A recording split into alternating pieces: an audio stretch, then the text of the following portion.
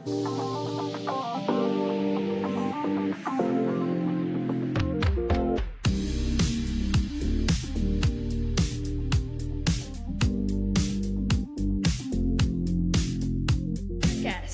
please settle down and take your seats as we will begin shortly.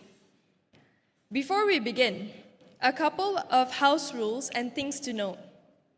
Please keep your phone on silent so that we can ensure a smooth flow of our event today. Washrooms are located outside here to the right. During the panel sessions, we will be taking questions from the floor and also online.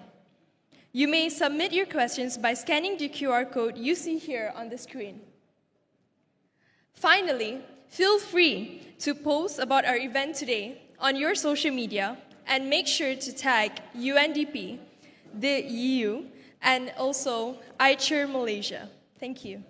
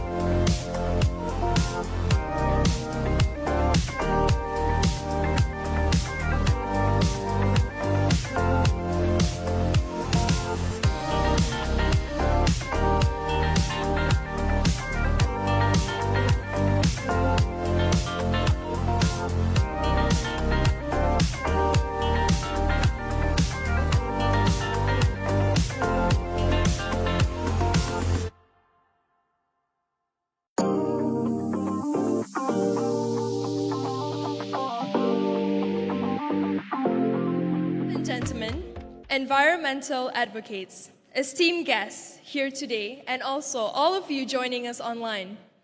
Good morning and welcome to today's event. Thank you for spending your Sunday morning with us today to discuss this very important topic. My name is Debbie Diendra, and I am an A-level student and a youth advocate. And I'm very excited and honored to be your MC this morning.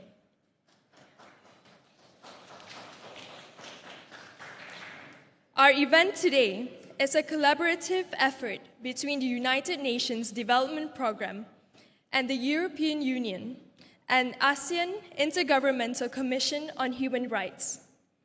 This event aims to bring together the climate community, environmental media, and businesses to dissect issues, share learnings, and collaboratively discuss what a meaningful declaration would contain, how it could be applied, and what this could mean for ASEAN. So today, we will dive deep into youth on the right to a clean, healthy, and sustainable environment with, first, a spotlight session with His Excellency Edmund Bon, Representative of Malaysia to AICHR, and second, a panel discussion with climate policy advocates, and environmental and human rights defenders. Without delaying any further, I'm pleased to welcome Mr. Edward Verkic, Resident Representative AI of UNDP Malaysia, Singapore, and Brunei Darussalam for the welcoming remarks.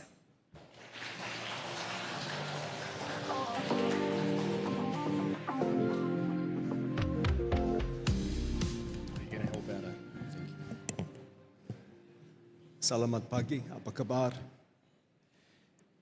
Thanks for coming on a Sunday morning. We really appreciate it. I'd start by thanking or acknowledging my two esteemed guests, His Excellency Rafael Der, from European Union Ambassador to Malaysia. Thank you. We'd like to, in particular, acknowledge the EU's support. I think these events are not possible, and this work is not possible without the generous funding support of the European Union and the European people. So we should be thankful for that, sir. And His Excellency Edmund Bon, who is the representative of Malaysia to ASEAN Intergovernmental Commission on Human Rights. It's quite a mouthful.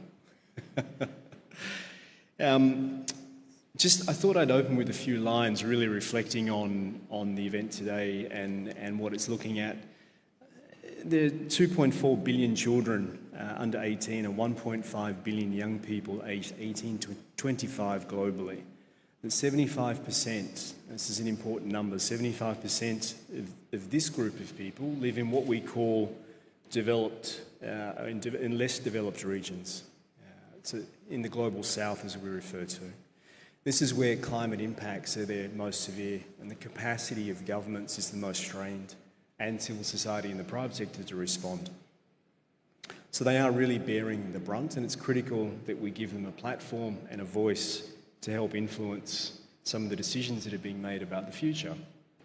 Meaningful youth participation in policy making and climate governance is fundamental, and that's something we'll be talking about today. Despite being key stakeholders as young people, the custodians of the future, you're often excluded from the governance of climate action, both the mitigation and adaptation.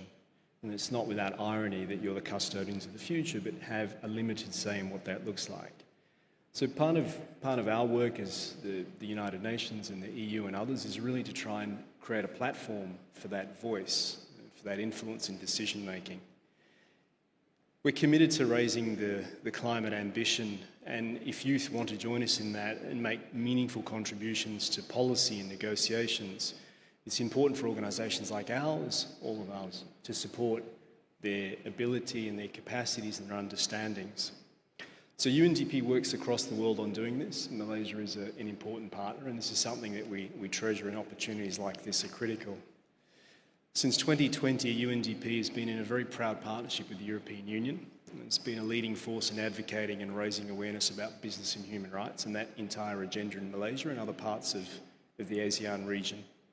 Together with the EU, we've supported the government's efforts to implement the UN guiding principles on business and human rights. In fact, as I speak, there's a zero draft out for consultation on business and human rights, which includes a key chapter on the environment and climate action. And I'd encourage you all to have a look at that document and to provide feedback on the public consultation process. You should use every opportunity that you get. In this next phase of cooperation between UNDP and the European Union on this new regional initiative, as agents of change, we're very committed to employing a bottom-up approach that is working with grassroots and communities and local actors to promote human rights and environmental justice within business operations across the region. This initiative, this Agents of Change initiative, advocates for businesses and policymakers to apply international norms and best practices across all of their operations and the way that they approach their business. It's understanding what labour rights look like, what decent work looks like, what is good production, what is ethical production. As you know, Malaysia is chairing ASEAN, and Edmund will talk more about that this morning. It's important that we leverage this moment, this year in particular, which comes around once a decade, to lift the voices of young people and the youth on key issues like climate action, like human rights. We lift the awareness, and we also start to shape the way people think. This is going to be very important, particularly on ensuring rights of access to clean water, the clean environment, and good working conditions and labour rights. So I'll finish on that note. I'd like to wish you all a very productive session this morning. We'll be around, I imagine, for questions later, and happy to talk to those who are interested. And just to reiterate again our thank you to the European Union and to Ambassador Edmund coming this morning. And on that note, I'll finish and hope you have a productive session this morning. Thank you.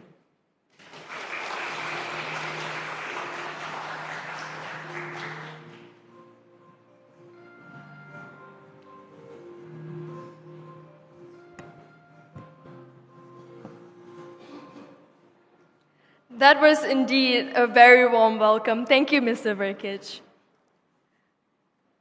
Ladies and gentlemen, let us now welcome His Excellency Rafael Dyer, Ambassador of the European Union to Malaysia, for the opening remarks.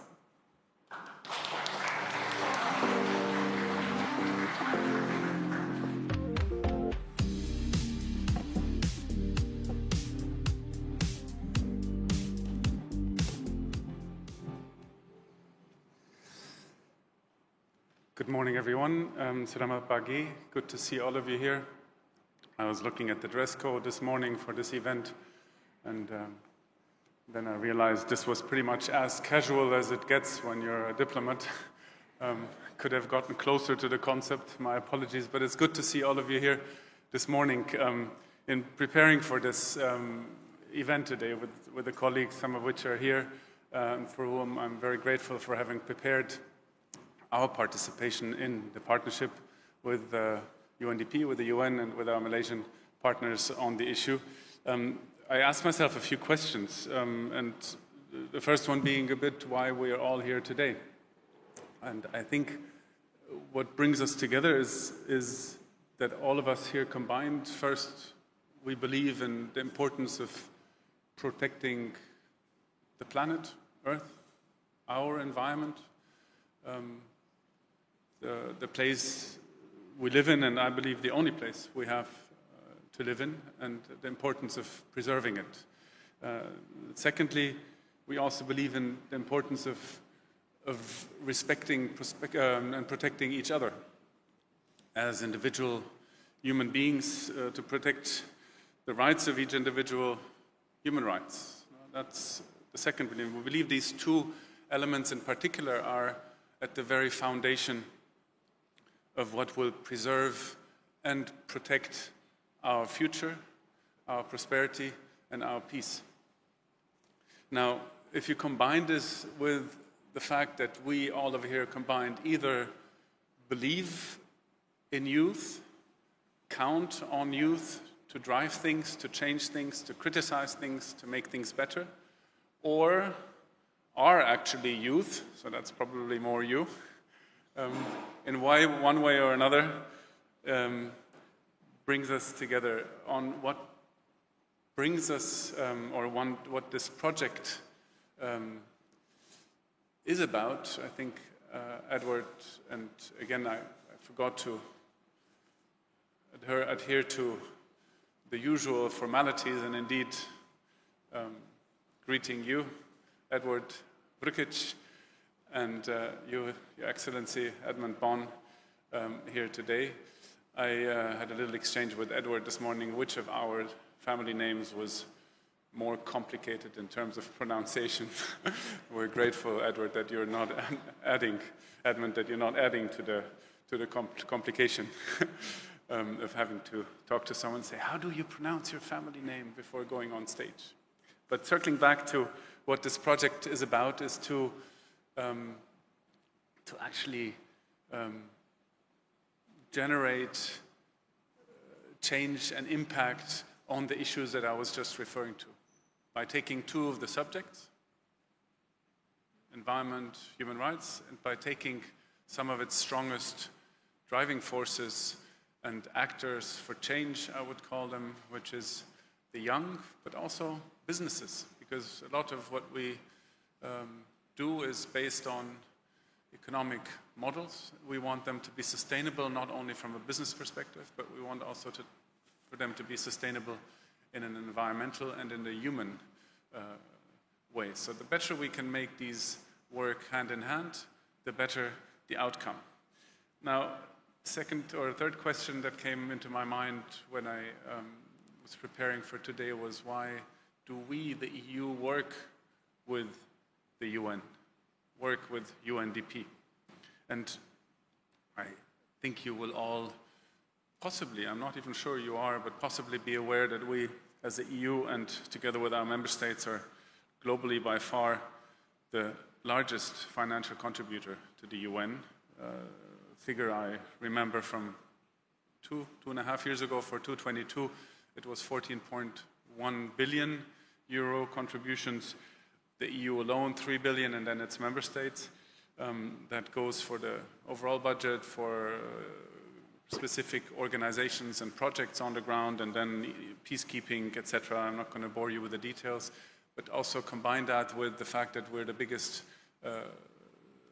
conveyor of official development aid in the world, with 96 billion in 2023. That's euros, so slightly, probably about 100 billion US dollars.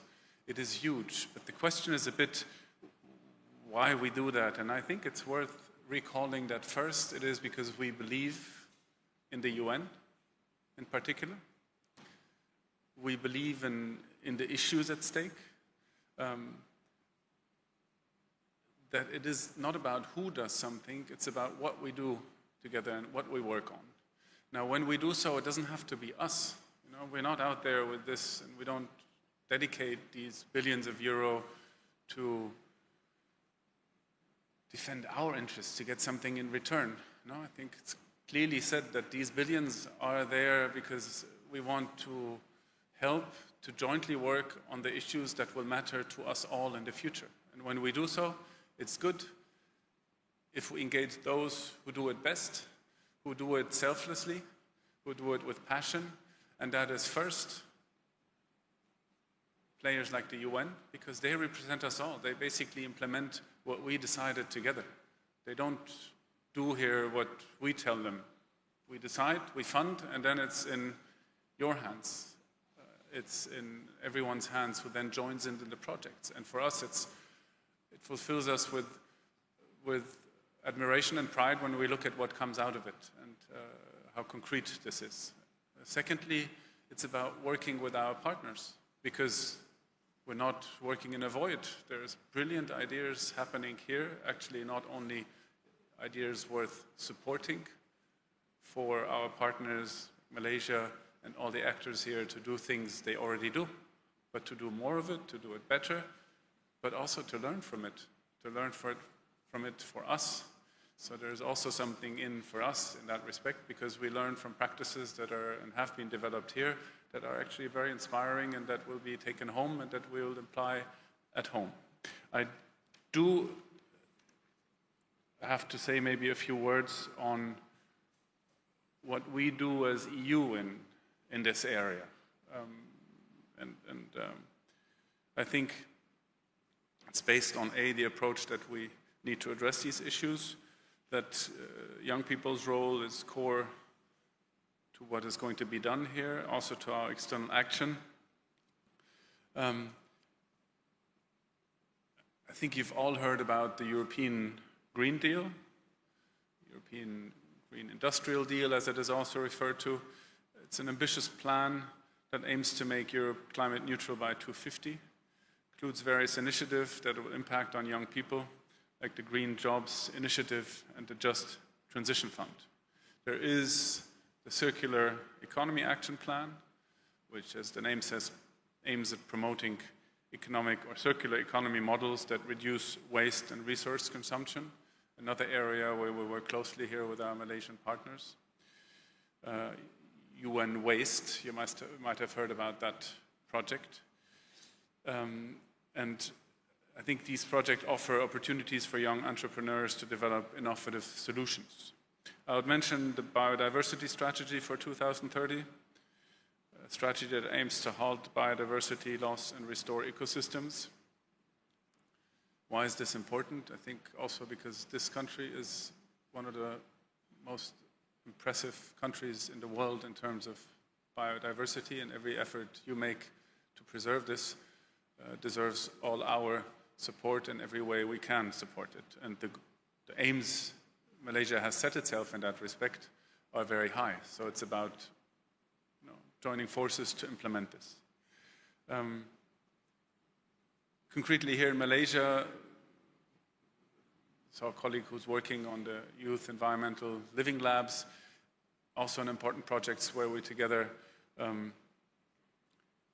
join forces, work hand in hand to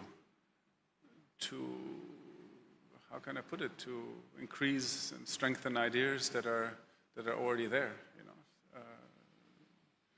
Help those who want to do something out of an own motivation. I think I'll stop here because you don't need a lecture on all initiatives. I think what is important to say is that if we take these, if we have decided on these, if we promote these, if we talk about them, I think no one in Europe has the thought of saying this is how you have to do it or this is how it's done best.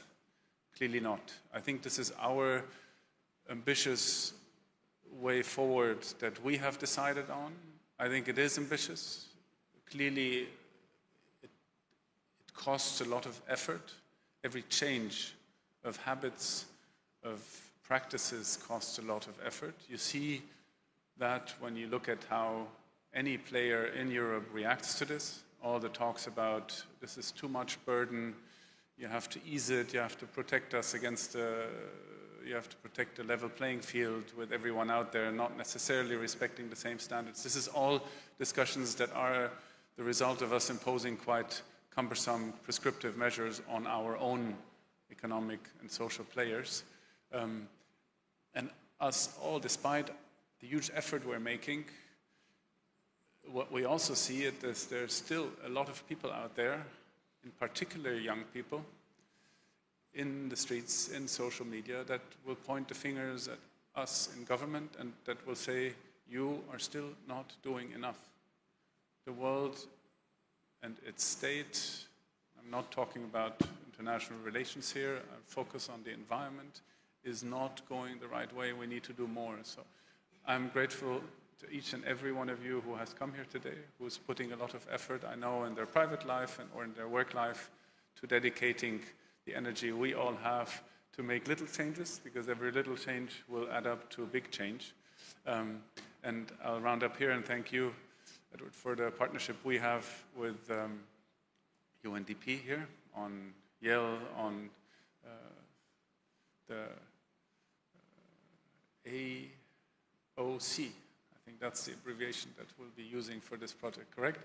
So the AOC project, I call it Actors for Change. I find the word agents a bit, I know it's a reference, but it's getting increasingly strange to talk about this. So what this is about driving forces for change, actors for change, people who want to actually deliver results. So I'm very, very pleased that we're able to support this, that we can count on our joint cooperation, that we can do so together with our Malaysian partners. And I admire my next speaker, or the next speaker we will listen to, for the task he has in promoting these concepts and important goals at the ASEAN level. Because this is clearly what we try to do in the EU, to join forces as a family across the region, is what you have been and are doing here in ASEAN. It's always a difficult task if you try to do things together. I always ask colleagues, imagine you're there for a family reunion and you want to decide jointly on where to go have lunch the next day with 27 family members. It's absolutely impossible. And I'm sure with your members here in ASEAN, you also realize that wanting to do things with unanimity is difficult. But at the end of the day, the engagement matters, because by talking about these things, people realize their importance, and then you actually get things done at a bigger scale than if you do so alone. So thank you also to you for the partnership. And I was much longer than I expected, but I think we all feel for the issues at stake here, and everything we can do is valuable. Thank you very much.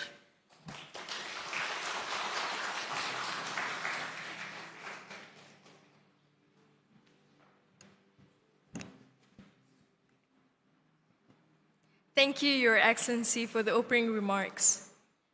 Now, before we move on to the next item of the agenda, let's have a quick group photo. I'd like to invite all our guests to stand and move to the front. The photographer will be taking photos from the stage.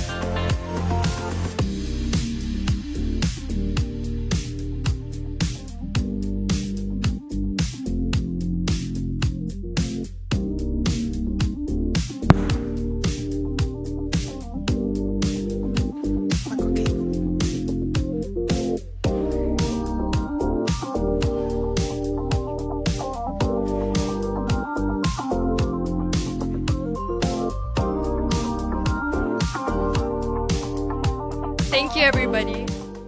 Okay. Okay.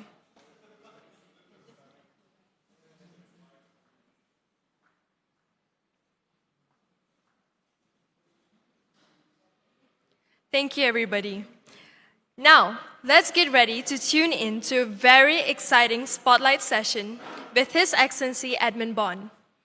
To guide us through the session, we have Bethany Uy, a student from Management and Science University and Vice President of Taught to Lead. We're thrilled to have Bethany as our moderator today. So, without further ado, please give a warm welcome to His Excellency Edmund Bon and Bethany Uy.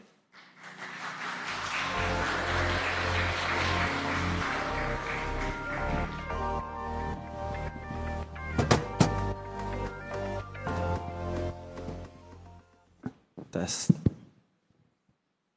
Okay, so good morning, everyone. First and foremost, I'd like to say thank you so much towards UNDP for inviting me to moderate for this forum session today. So my name is Bethany Uy. I'll be the moderator for this forum session with Mr. Edmund Bon, which is the representative of Malaysia to the ASEAN Intergovernmental Commission on Human Rights, AICHR, from 2016 to 2018, and again from 2024 until 2026.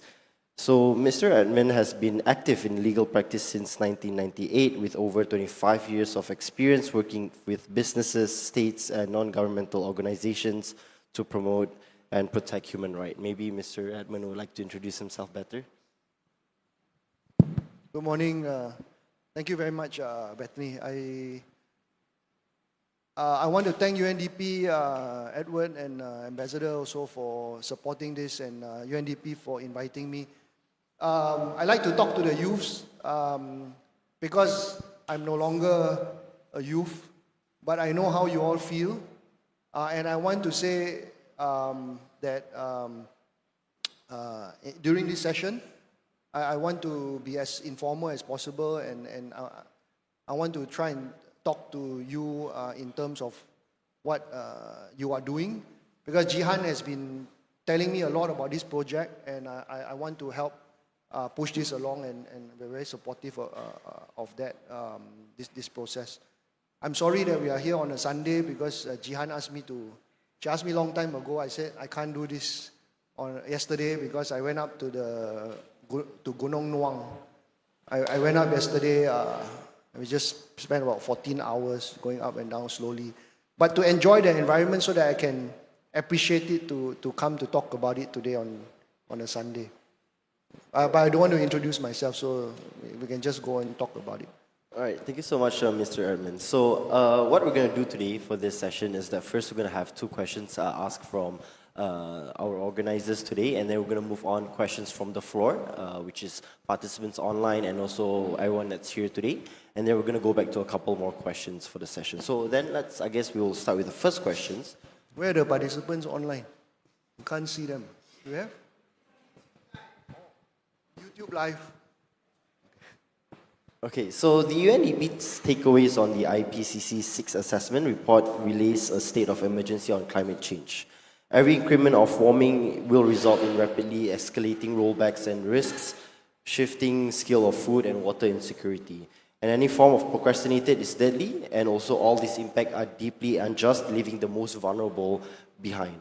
Businesses and also human rights actors are grappling with the consequences to ensure that we are demanding greater accountability from businesses for human rights abuses and uneven commitments from industries to prevent environmental catastrophes. So the question is, could you start us off by sharing what this means for a region like ASEAN, a key player in global supply chains, but also homes to millions of people who now bear the worst impacts?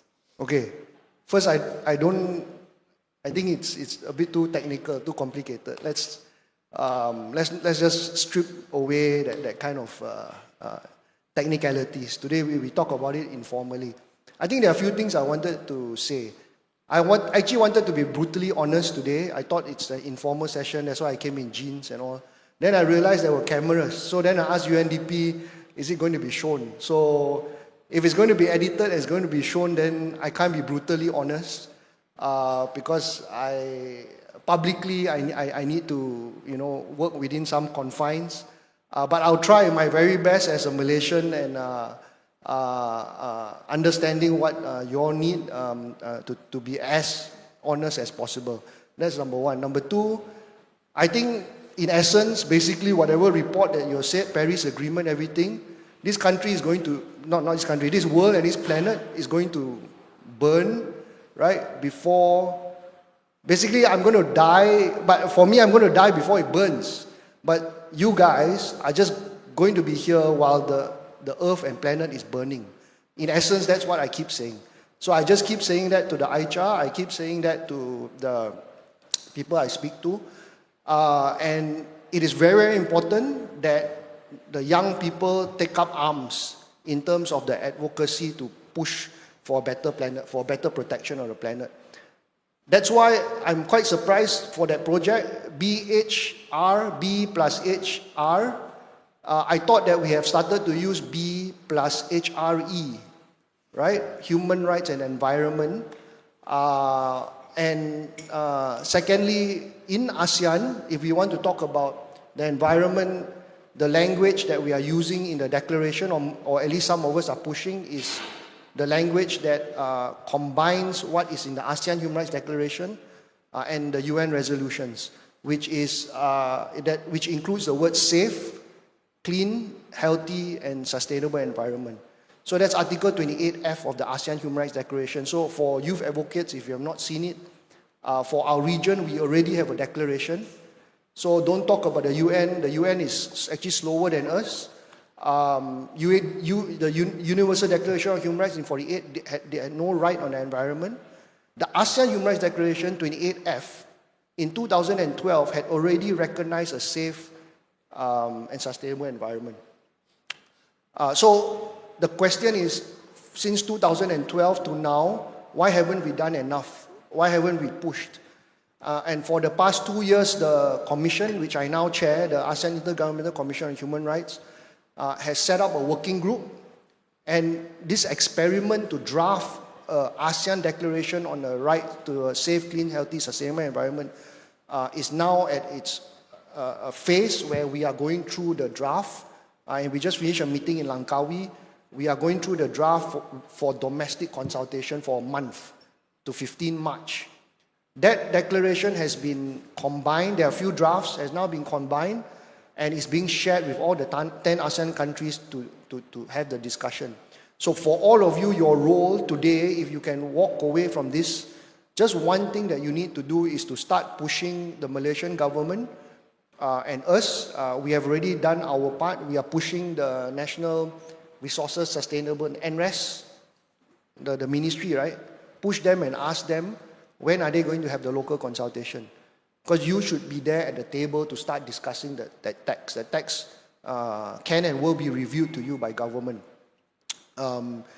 The experiment for the past two years to draft the declaration is very interesting because we had youths in the working group.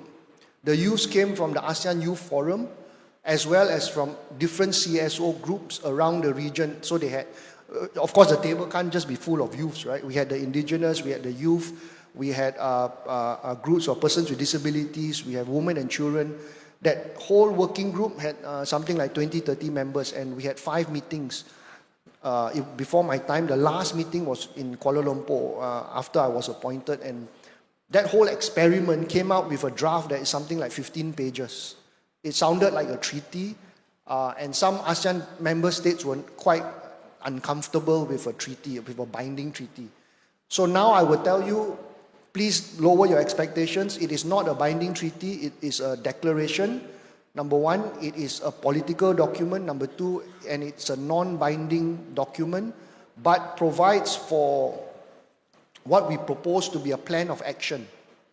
So once in ASEAN works in a way that you have a declaration that you sign up to, a political non-binding statement, and then you have a plan of action where ASEAN, and of course, all of you who are working on this will help to input into the plan of action on how governments and states should take forth and implement and operationalize this right.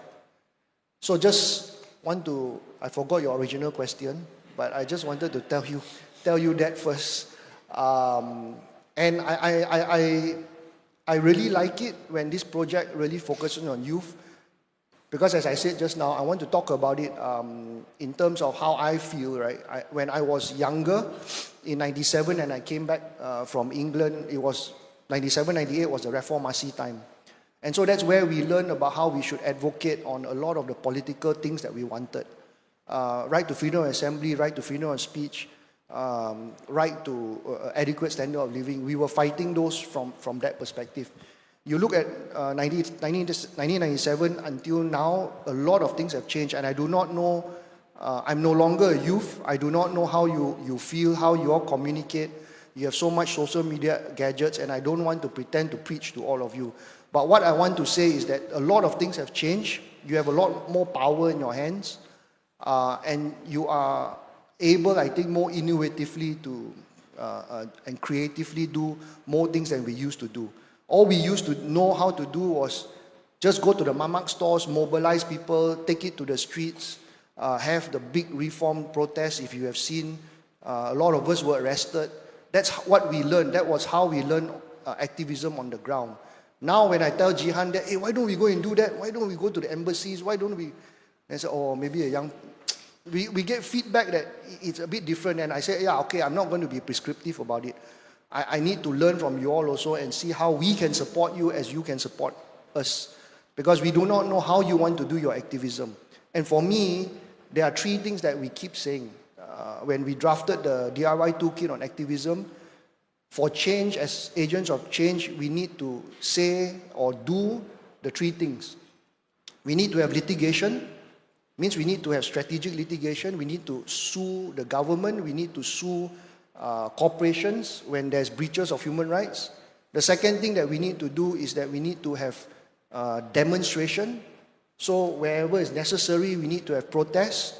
We have 101 different non-violent methods of resistance. And thirdly, we need to have people in parliament and legislation to change the law, to improve the law. So you need to have these kind of 3 things before you can change things in any country, any place in the world. Litigation, demonstration, and legislation. How you want to do it, I'm very keen to find out how you want to do it and how you're going to move forward with this project to try and embed these rights and try and protect the planet is something which you need to tell us, and you need to be empowered to do so. So that's what I understand this project to be, and I want to keep saying that We want to be very supportive of this, even if it means we are going to step on toes of governments, if we're going to step on toes of agencies, we're going to step on toes of businesses, we're going to step on toes on, the elites. So basically, it's a fight against a lot of the elites, and for us, where we are in some position of power and influence, we try our very best to be as equalizing, an equalizing power for human rights in the region. I think just now Ambassador and Edward were saying, there's this, when you take photo, just now the photograph, right? Somebody say you have to do thumbs up, right? Or you do a heart sign, right? So I give you an example, right? In that time, 97, we never do this or never do this. We just do this.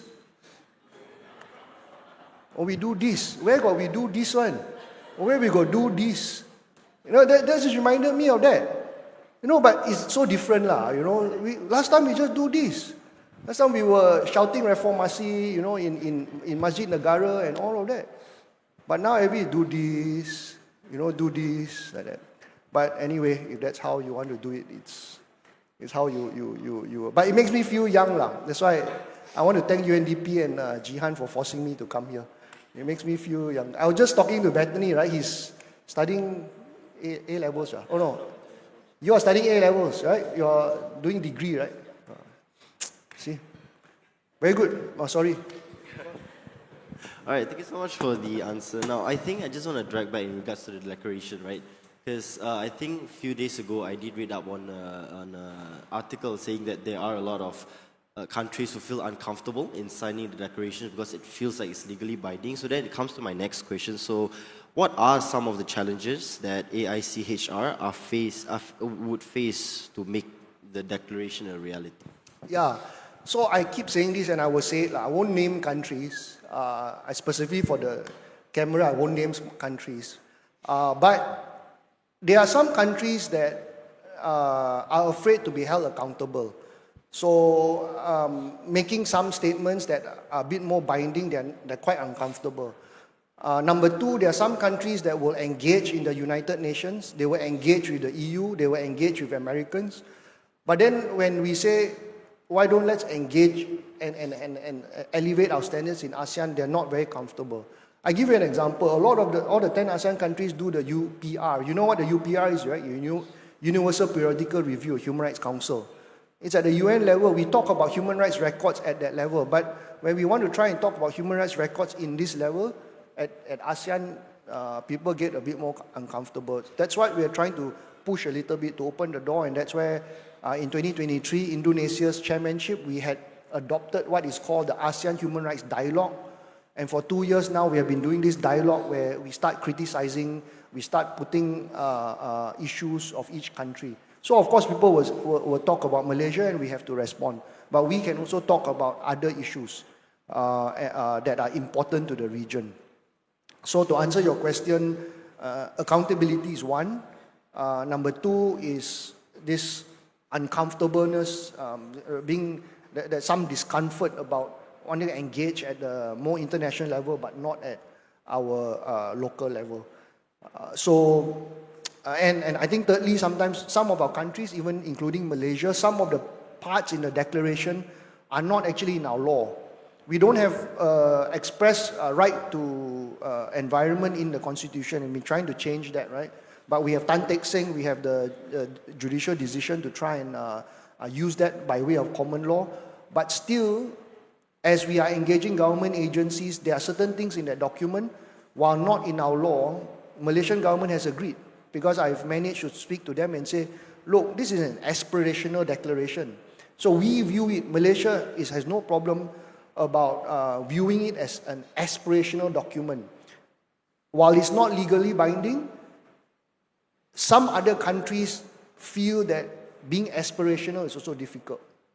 So what do you have in the declaration? The declaration in terms of environmental rights, environmental human rights, will have things on right to freedom of information, right to public participation, right of indigenous people. Some Southeast Asian countries have a problem with the word indigenous. We have no problem. Fourth, there will be right to access to justice and remedies. including due diligence, risk assessment tools, and the fifth one is, I can't remember now, but it's an important one. Something on accountability, freedom of information, public participation, and what I think we call the 5 pillars: vulnerable groups, indigenous people, environmental rights defenders. So the language there is quite good, but don't expect it to be very elevated, because we are going to anticipate resistance from other countries. But I can tell you, I can tell you the Malaysian part, my part representing Malaysia on the Commission, NRES representing Malaysia as the government agency in charge of environment, have been extremely progressive. We have pushed the document with language that we don't even have in our own laws. So at the moment, Malaysia is holding quite firm with 3 other proponent countries, but we will have to see. So this is where you need to come to the consultations, keep putting forth your views and say, this needs to be stronger. You need to tell the Malaysian government, you need to tell us that it needs to be stronger. Thank you so much. I think in the sense of accountability, right? So I guess when the day comes and the declaration is signed by all of the countries, in what sense can we hold these countries accountable if they were not to abide to the declaration? Yeah, so regional level commission works and relies on the domestic agencies. We have a standard that is regional, but implementation-wise has to be done by the particular member state. We have, however, have a communication mechanism where anyone and everyone, unlike the system in the UN, because we have no admissibility criteria at the moment, you can actually make the complaint to the Commission. So if you want to make the complaint, please make the complaint as early as possible while we are still chairing the Commission, because we need the complaints to be able to start negotiating and discussing and bringing up the issues of the protection of the environment or the violation of environmental rights now, during this year, while the declaration is still ongoing. Because we need to test it. We have not tested it enough. Environmental rights, we have got, I think, 80, 90 over communications, but environmental rights, very, very few. Only done by way of a subsidiary complaint in respect of violations in, for example, in Myanmar, in Papua, in southern Thailand. Environmental rights as a violation to a main violation, it's not an environmental rights violation per se. So I think this is something which needs to be discussed, and you can continue to forward those communications to us for us to discuss it. And don't forget SOHACAM, you have SOHACAM as well. I wanted to say that SOHACAM is a very, very important partner. You need to use SOHACAM. Last time, again, it shows how old I am, right? Last time, it's so hard to get the press to report on violations called human rights violations, because the government blocks the press, controls the press. NST, Star, Utusan, all controlled by the government media. No way we could get anything in the app, and the internet wasn't developed at that time. What we needed to do was we use SOHACAM as a platform. So we would go there, do a protest, send a memorandum, and we had SOHACAM commissioners that would receive those communications. And because SOHACAM is a mainstream sort of institution, you would get the press to report on your complaint to SOHACAM. So please find innovative ways to continue engaging SOHACAM, because SOHACAM is quite big on environmental rights as well. Yeah. Okay, thank you so much for the answers, Mr. Edmund. Now, I think we want to move into the session where we want to get questions from the floor.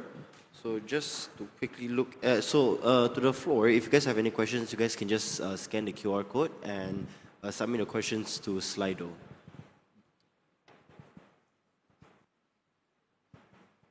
All right, so as of right now, do we have any questions from the floor?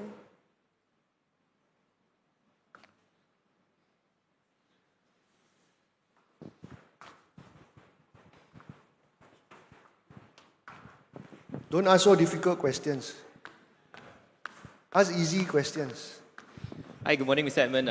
Thank you so much for sharing your candid experience and your work with in countries. My question is basically this: how do you convince countries to sign up to something that they probably cannot enforce? Maybe you can share your experience with countries in ASEAN in a more candid way.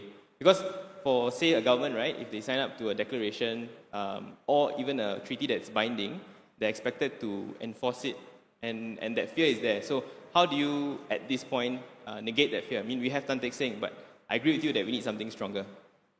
Thank you. Do you know that Laos and Cambodia have signed up to more international human rights treaties than us? We are the least in the region. Even Singapore signed up to 4, which includes AICHR. Malaysia has only signed up to 3, right?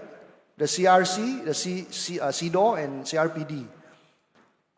So there is one argument from some countries, including our own AG, and I've raised it a few times, said we are only going to sign up to a treaty if we can comply.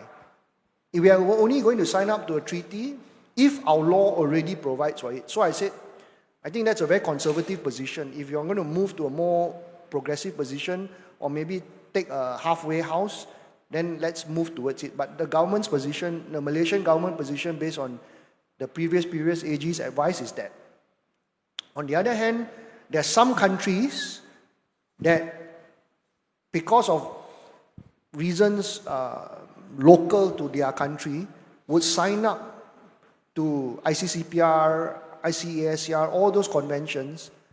However, they have a lot of capacity, resource, and law enforcement gaps in implementing the treaty. So you will have these two types of arguments, depending on which approach you want to take. There are some countries that are saying, why should we be signing up to an ASEAN binding treaty when I cannot comply with it? Or I'm afraid that if I sign up to it, my citizens will start shouting at me and saying, you signed up to this, but you didn't do this, right? But please bear in mind, ASEAN is a community that was set up for peace, security, and economic trade.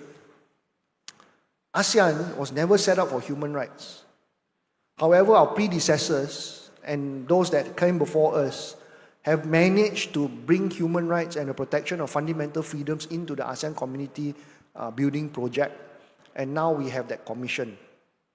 The thing is, ASEAN has not, even in the highest level on security matters, where there's a treaty which says it's binding, ASEAN still doesn't use those mechanisms.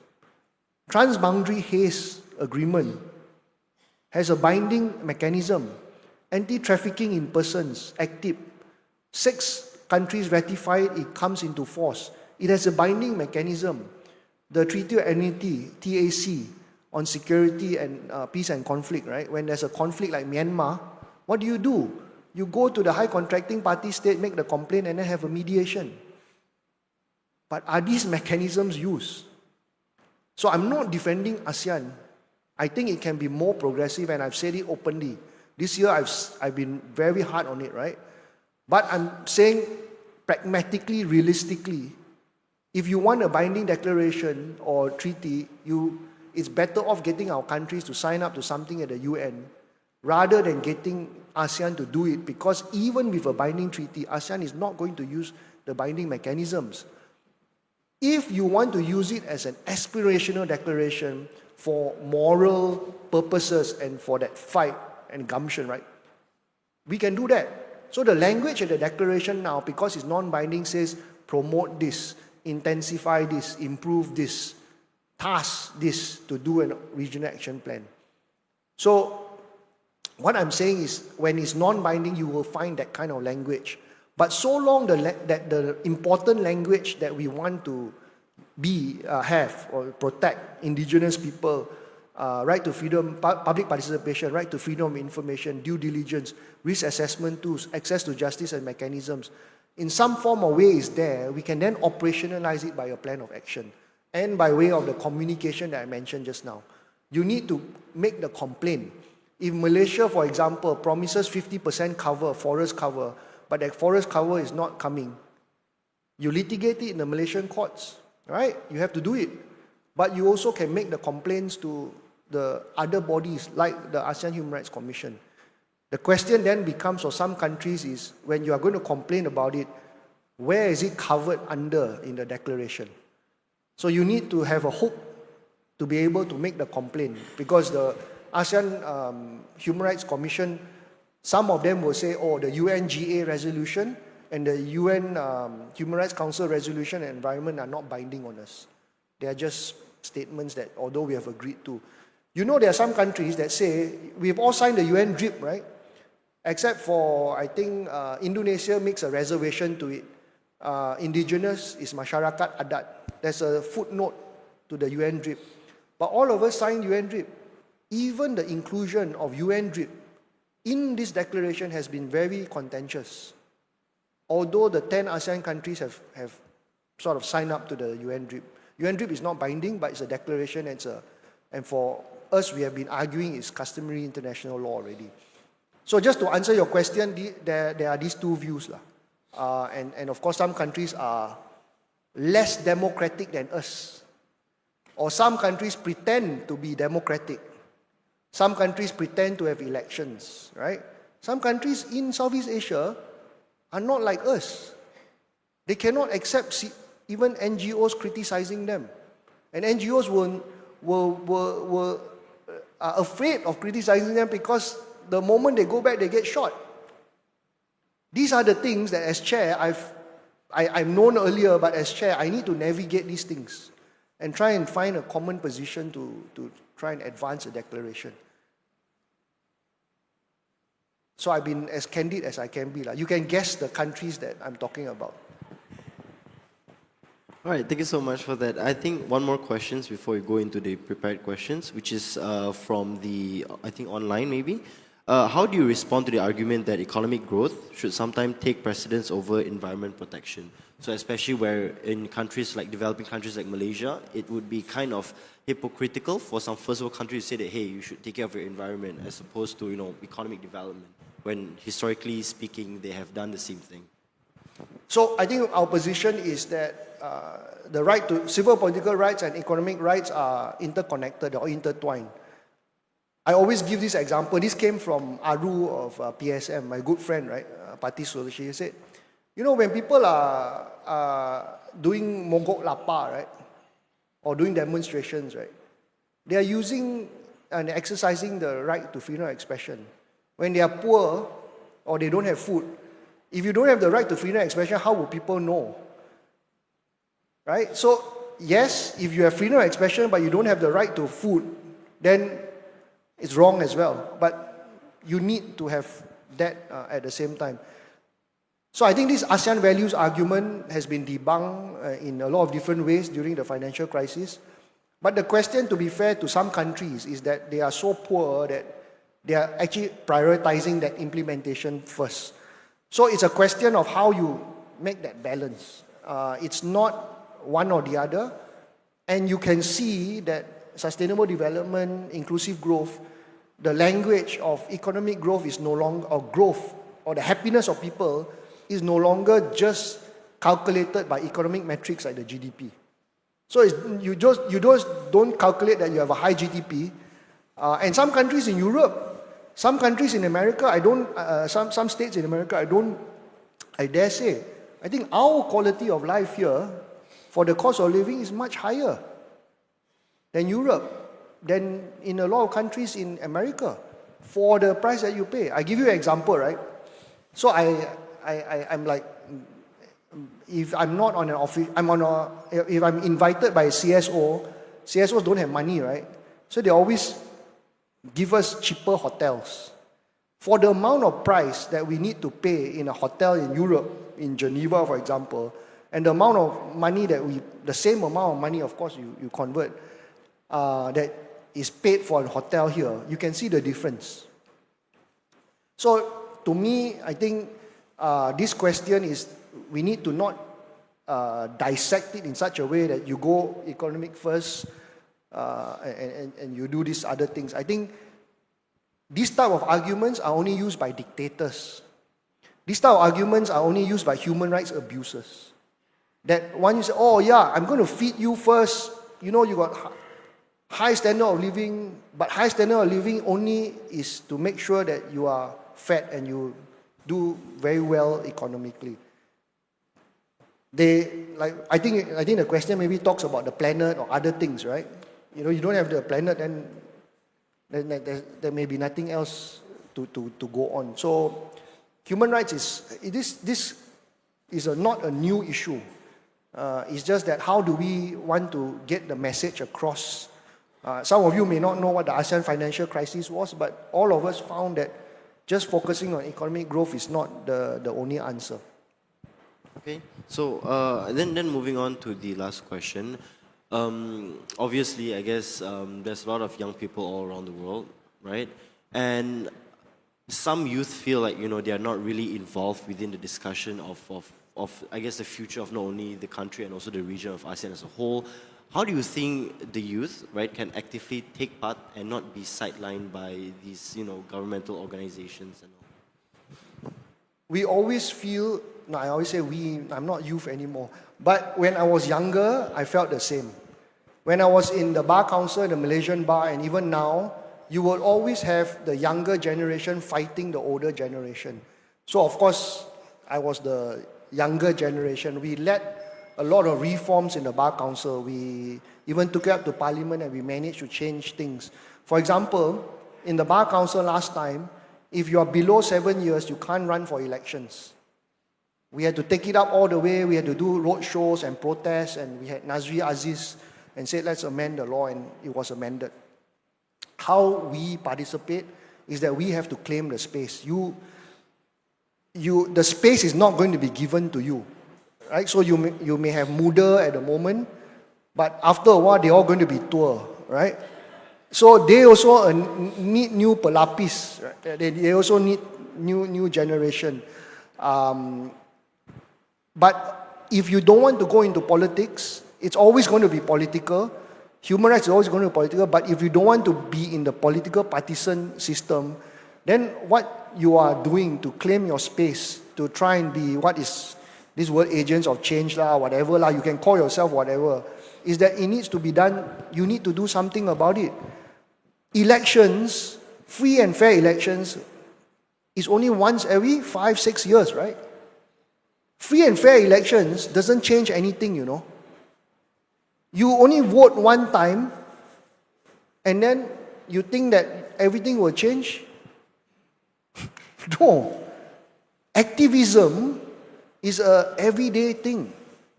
Activism, you need to become a professional activist. Or some of you are part-time. Last time I also part-time. Because last time we were not taught about activism. We do our law work, and then we go to the streets, and we do legal aid, right? But it's all part-time. All of us were part-time. That's why I want to keep pushing this scholar activism idea through the NGOs that we have, right? But that's another story. So we are all part-time activists.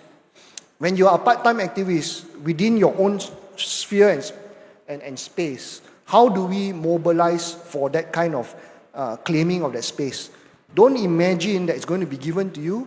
And also don't think that just because you have done something small, it doesn't have an impact. That's not true. You have to keep doing it constantly and keep sustaining it. One problem I think we have in the human rights the secular human rights groups that we have, the NGOs, all of us speak a lot of English here, is that we do not reach out enough to more of the rural communities. We have that challenge all the time, and speaking in Bahasa, getting the masses involved. And I think this issue also for the youth, this Greta Thunberg effect, is like a lot of people saw it and then thought that, oh, it's quite sexy, or it's quite a good thing to do. So we need the Malaysian Greta Thunbergs and the Malaysian advocates for that kind of change. So yeah, I think you're definitely right. The only way for the young people to at least have a say is to just take the seat instead of asking for it. So I think that's what we have to do, right? Don't worry about your parents' say. I'm actually not joking, but yeah, I know you're all of us worried what our parents going to say.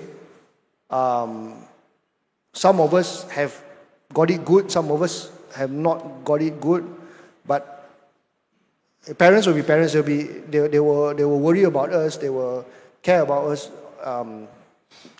That's natural. But I think as young people these days, with a lot of the tools and mechanisms that we have, and the arguments that we have, I think you have to do what you have to do lah. Because you don't want to feel like I'm 50 years old, I feel I've not done enough. And I think we have not done enough because at that time we don't have the foresight that we have a bit now, and also the time constraints that we have. So I don't know how you're going to deal with it. These days we have so many things. We should try and cut down on our social media. TikTok is very dangerous. Although TikTok is quite a good tool, right?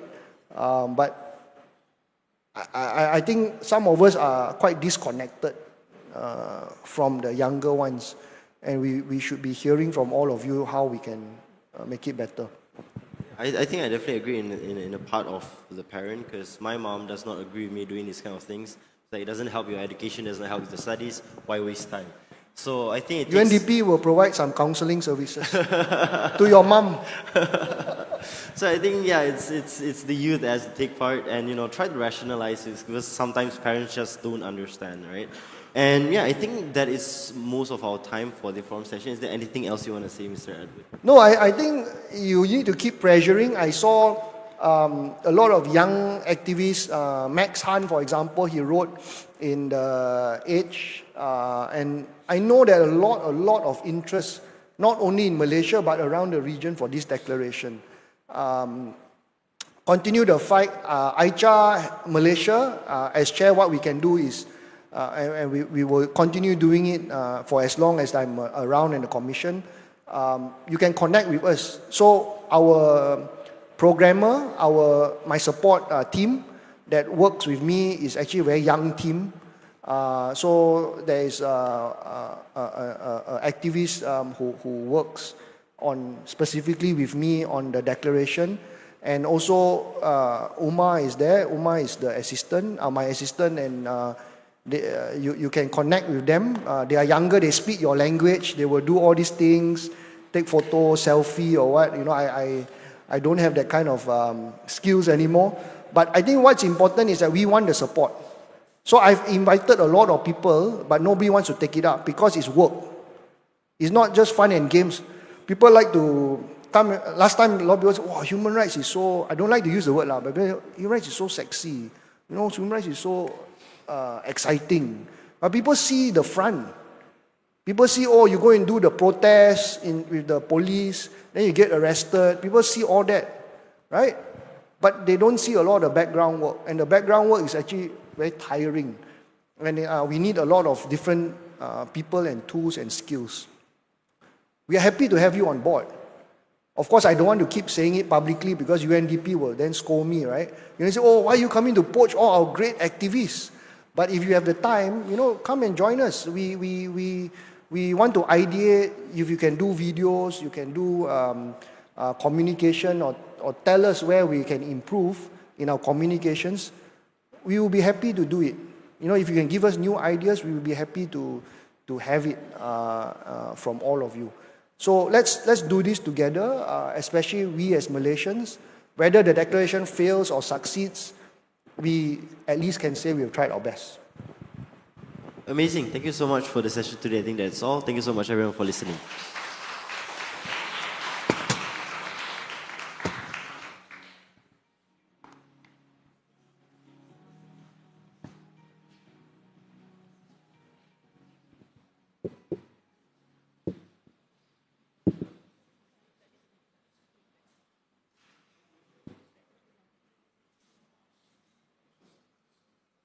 Wow, that was a very insightful discussion, if I say so myself. A huge thank you to His Excellency Edmund and Bethany for the engaging session, and of course, to all of you for your amazing questions.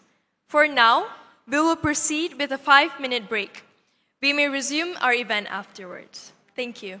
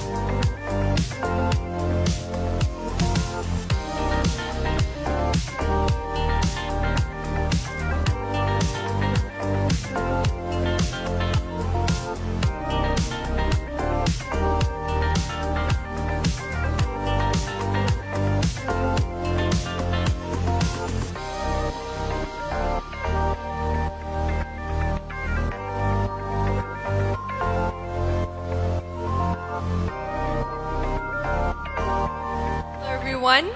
Now, if I can have everybody to come in front and have them to be on your seats again, we will start shortly.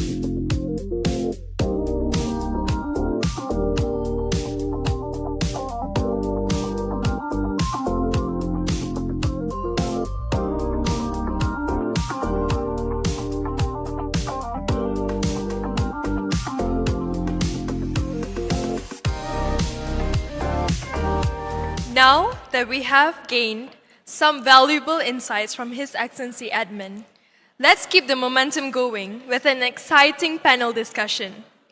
We have an incredible lineup of speakers. Please help me in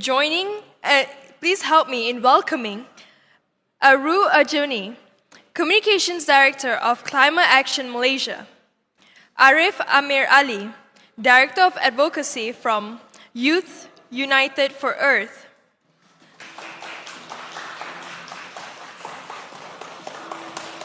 Kalisa Khairina, Climate Policy Advocate and Mitigation Working Group Coordinator from Malaysian Youth Delegation, and Eliana Tanbeng Hun, Program Coordinator from Apa Kata Wanita Orang Asli.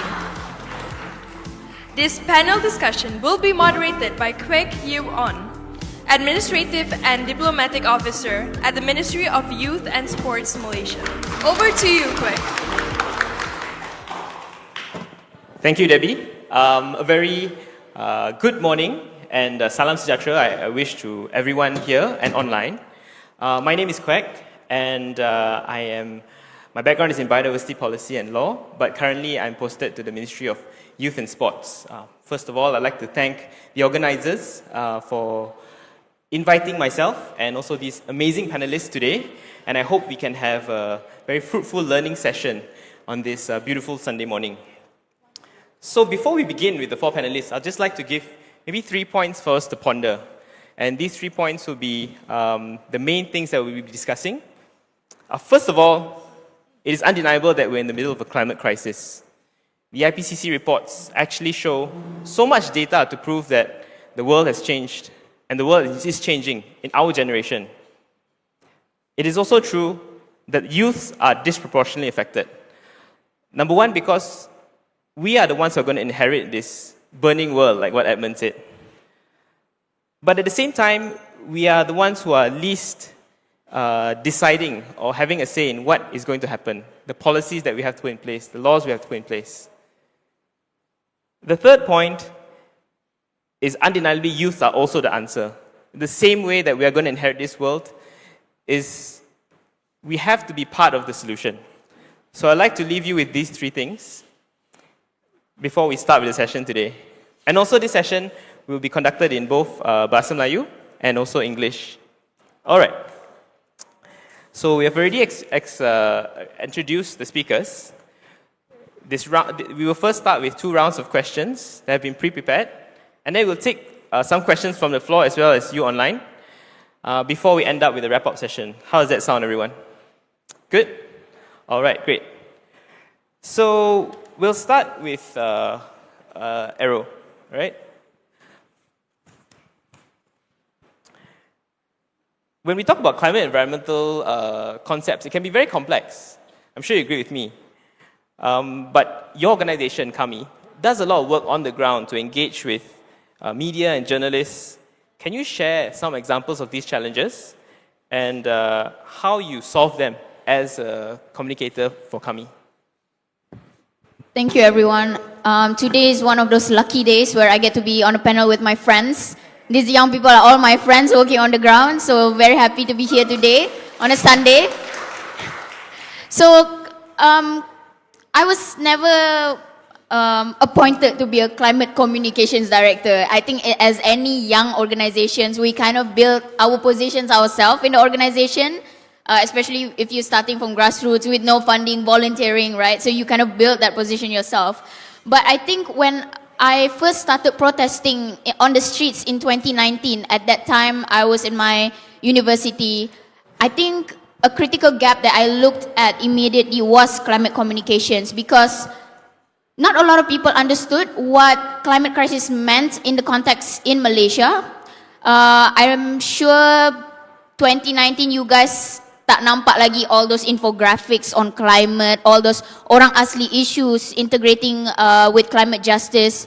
We didn't see any of those. But in the past 3 years, it has developed into where we are today, right? I think climate communications is so critical, not only because we want to raise awareness for people to understand what climate change is, but it's also in a way to strengthen our procedural rights, understanding that rakyat have the power to create change, that rakyat have the rights to speak on issues such as our climate change bill, for example, on the laws, on the projects that are affecting our communities. So that is why climate communications is so critical. It helps people exercise their rights to be involved in public participations and consultations and so on. And there's a lot of challenges when it comes to climate communications. Like you said, the first thing is that it's so technical. When kami released our JET BHR report recently, the first thing I talked to my friends, I talked to the youth, and they said, JET BHR, just energy transition, business and human rights, it's so technical. It's so much things. And before this, we had ESG, we had SDGs, we had MDGs, and it seems that none of them worked. Our temperatures are still increasing, capitalism still exacerbated, Paris Agreement seems like it's not moving anywhere, our COP conferences not moving anywhere, so now there's another thing, JET BHR, so technical. But I think as young people, it's time for us to stop complaining about these things. And now the information is democratized with all these AI tools where you can just Google, where you can just put it in ChatGPT what these terms are. It's time for us young people to reclaim our power and educate ourselves on these things. We cannot wait for the previous generation to push us to understand about these things. It's time for us to reclaim these spaces. And that is why spaces like today are so important. Even if it's just a panel, we are now finally integrating youth issues, climate issues, and finally JET BHR issues, business and human rights. And with that knowledge, you can participate in consultations, you can participate in discussions in your universities, for example. And I think now, with democratization of information, we need to step up and stop waiting, okay? And a project that kami worked on since the past 2 years is called Lensa Iklim. This is a big part of our climate communications project where we develop the knowledge of journalists in Malaysia. As you know, Malaysia does not cover a lot of climate change news on our media. Maybe you watch Astro Awani, maybe you watch Malaysia Kini, and those spaces just don't have enough climate information. And this is something that a lot of young people, rakyat, have been complaining about. Why is the connection not there? We see banjir happening, we see tanah runtuh happening in Batang Kali, and it seems like all of these news are just reactive, covering that, yes, banjir is happening, how many victims?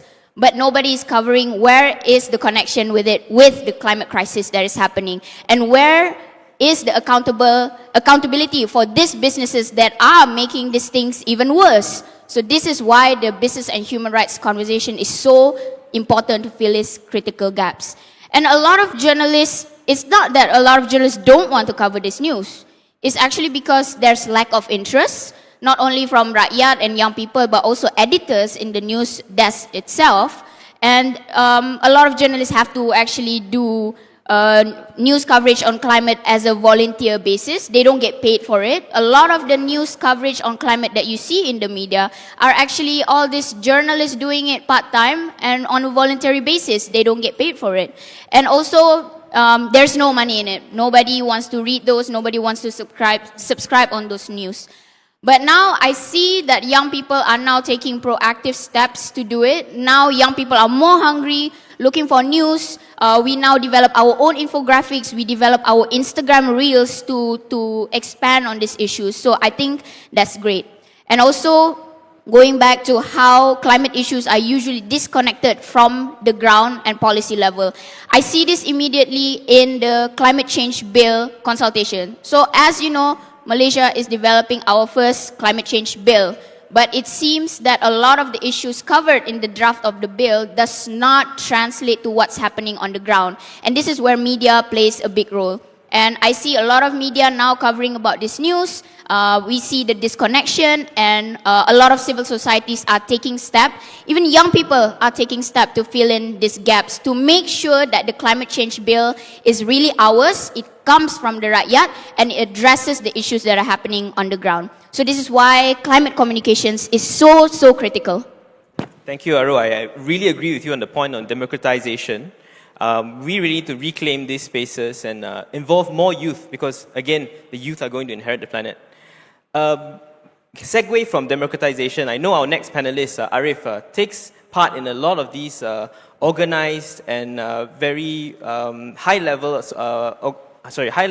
conferences. So, under youth, which actually is youth doing, yes, Youth United for Earth, yes, doing a lot of these on-the-ground work. Can you tell us, as a member of UNICEF's Young People Action Team, and also in the panel who's advising the Minister of Environment, you have attended many of these business and human rights forums in Geneva and United Nations COPs to showcase youth advocacy in Malaysia. Please share with us your experience and maybe your key learnings so that youth out there can be inspired and be able to follow your footsteps, Arif. I think first and foremost, it comes with a place of privilege that I can navigate those spaces. I can even go there. The amount of financial cost for it is insane. These spaces who claim to be, inclusive for people, to be, we want to listen from the most marginalized communities, right? People who are at the fringes are so extremely expensive and restrictive, to be fully honest. For example, at the Conference of Parties, COP, right?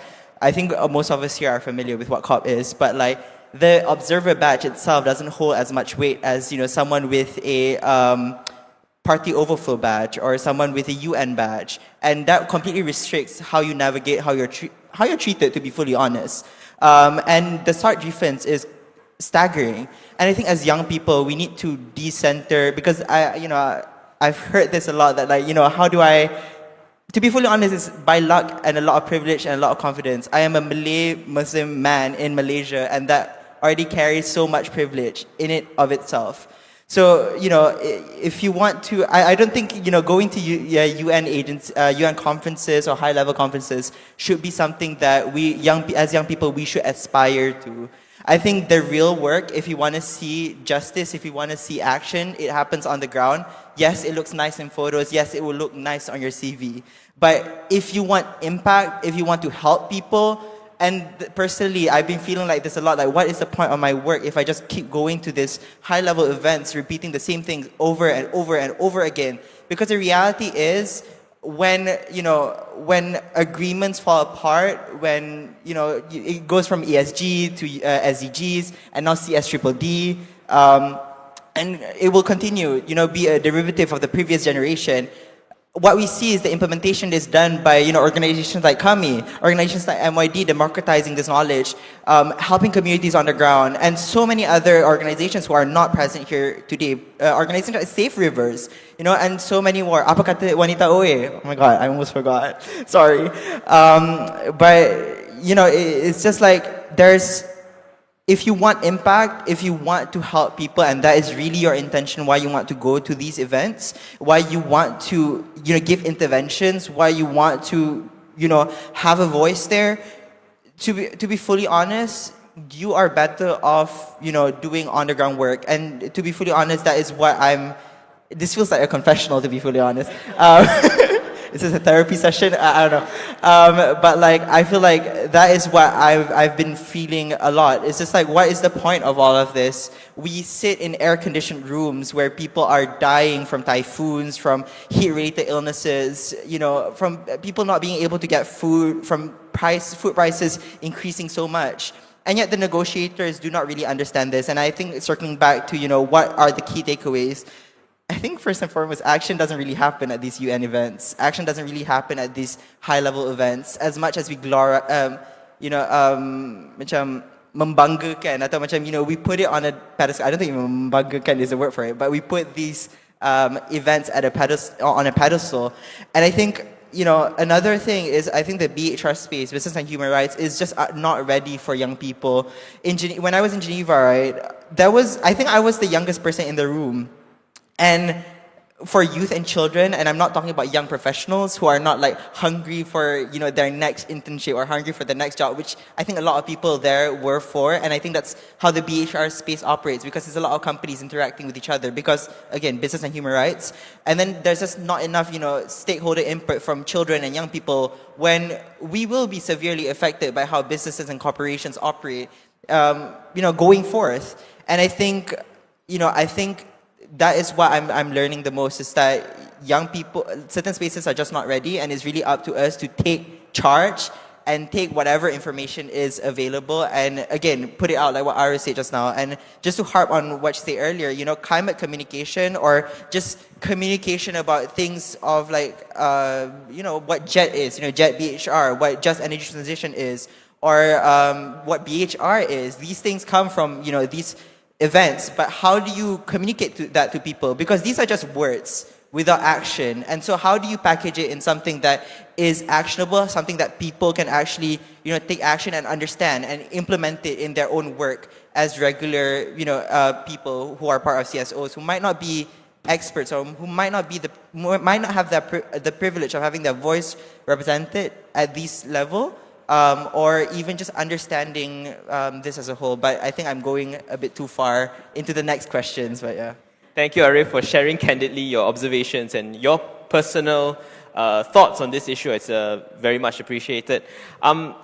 For me, people who have gone to COP, they always share pictures, selfies, and we are happy to share the floor with someone who actually has gone to several COPs. Lisa, could you share with us, from a business and human rights perspective, what is the priority in the Malaysia context, coming back to the theme of today? Thanks for the question. Actually, I just went for my first COP last year, not several COPs. I think, first of all, I'd like to say that I'm honored to be sharing the stage with all of the panelists here on stage, as well as the moderator. These are wonderful and amazing people. So I'm Kalisa, but for short, you can just call me Lisa. So when we're talking about climate policy, right? Okay, my background is especially in the context of Malaysian Youth Delegation, where our niche focus area is focusing on climate policy and building awareness and capacity for youth in this context. Climate mitigation is basically anything that reduces greenhouse gas emissions, and how do we enhance this carbon sinks that's available. So in the context of like business and human rights practices, how do these businesses reduce their emissions, but at the same time safeguarding, ensuring that their operations safeguard the community's right to a safe, healthy and sustainable environment. So in one way, businesses must ensure that their actions doesn't further cause like environmental degradation, and while actively contributing to a just and sustainable transition. So meaning taking initiative rather than just like doing things just because you have to do. So in the context of like Malaysia, I feel like, especially in business and human rights, the priorities, I'd like to look at it in two ways, where we look at it in terms of like systemic change, where we are touching on like policy, businesses, technology. So these things focuses on like transforming entire systems, right? So for example, in Malaysia, I would like to highlight more on the energy sector, since it is the largest contributor to our national greenhouse gas emissions, which accounts for 79% of our emissions, at least in 2021.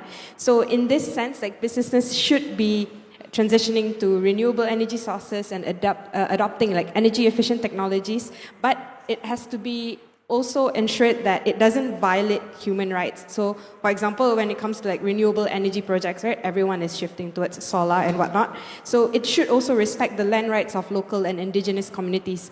So that is an example of like business and human rights in action.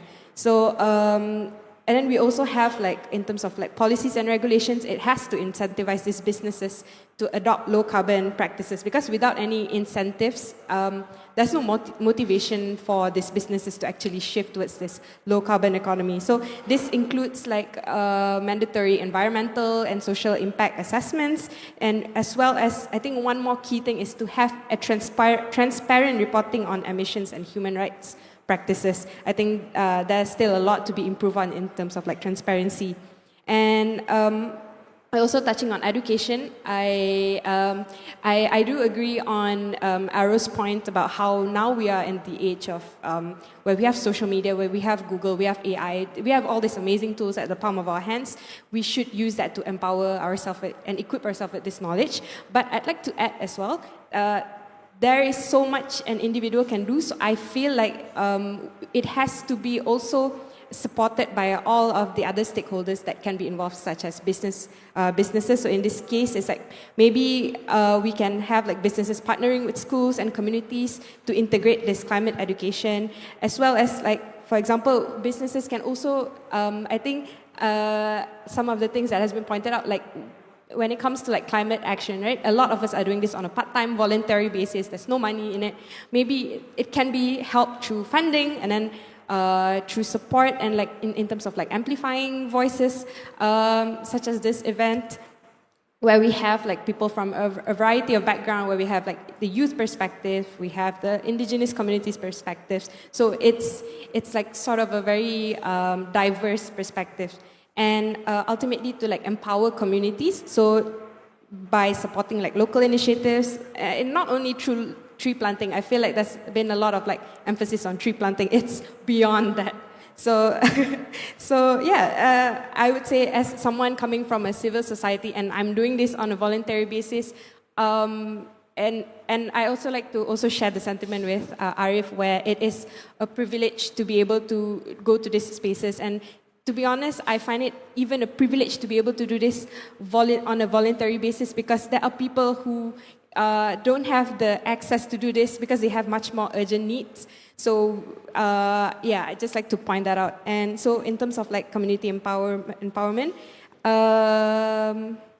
I think that's about it for the first question. Thank you, Lisa. I think it's very important to give spaces, but also acknowledge that we are very lucky to be in this position, and we have to use this position very wisely.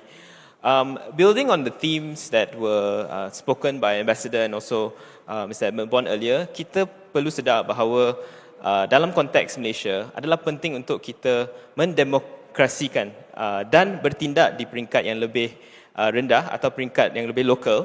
Dan bersama saya, Puan Eliana telah berbuat demikian, dan kami perlu berbangga yang kita ada anak muda macam Puan Eliana. Kita juga perlu meningkatkan program-program dan juga bahan-bahan advokasi dalam bahasa Melayu. Dan apa kata wanita telah berbuat demikian, menggunakan media dan filem sebagai alat untuk memperkasa wanita orang asli. Boleh Puan Alina berkongsi dengan saya atau berkongsi dengan kita pada hari ini bagaimana ini memperkuatkan mesej anda, dan mengapakah ia penting untuk menceritakan pengalaman dari perspektif dan pandangan orang asli melalui lensa mereka sendiri. Silakan Puan. Okey. Terima kasih. Jadi tadi Kwek pun dah beri sedikit apa skop kerja apa kata wanita orang asli. Jadi kami banyak produce media content dari sudut ataupun lensa dan perspektif orang asli sendiri, terutamanya wanita. Jadi sebab kami tak faham sangat teknikal macam yang panel lain cakap tadi, benda ni terlalu teknikal dan kami hanya boleh kongsikan based on pengalaman dan realiti kami lah. Jadi apa kata wanita orang asli banyak produce content dan kita banyak engage dengan community, memang community. Saya sendiri pun orang asli. Jadi kenapa penting untuk kami produce based on perspektif kami, sebab sebelum ni saya pernah tengok banyak sebenarnya video yang banyak suara kami diwakili oleh orang lain yang bukan orang asli. Even ada satu video tak silap saya sebelum ni lah pernah viral, melakonkan watak seorang orang asli, guna bahasa orang asli yang salah dan rupa yang sangat tak betul lah tentang untuk describe kami punya community. Jadi bila saya tengok video tu, sebenarnya semua community saya rasa sangat marah dan kecewa kenapa perlu ada tunjukkan perspektif macam tu kan. Jadi kami, apa kata wanita orang asli, sangat memainkan peranan yang penting untuk tunjuk the reality lah, based on reality orang asli itu sendiri. Jadi sebab kami tak nak mereka portray benda yang salah. Jadi perlunya untuk kami hasilkan kandungan-kandungan media yang betul lah. Dan sebenarnya boleh dikatakan kami satu-satunya media yang fokus tentang wanita juga, wanita orang asli.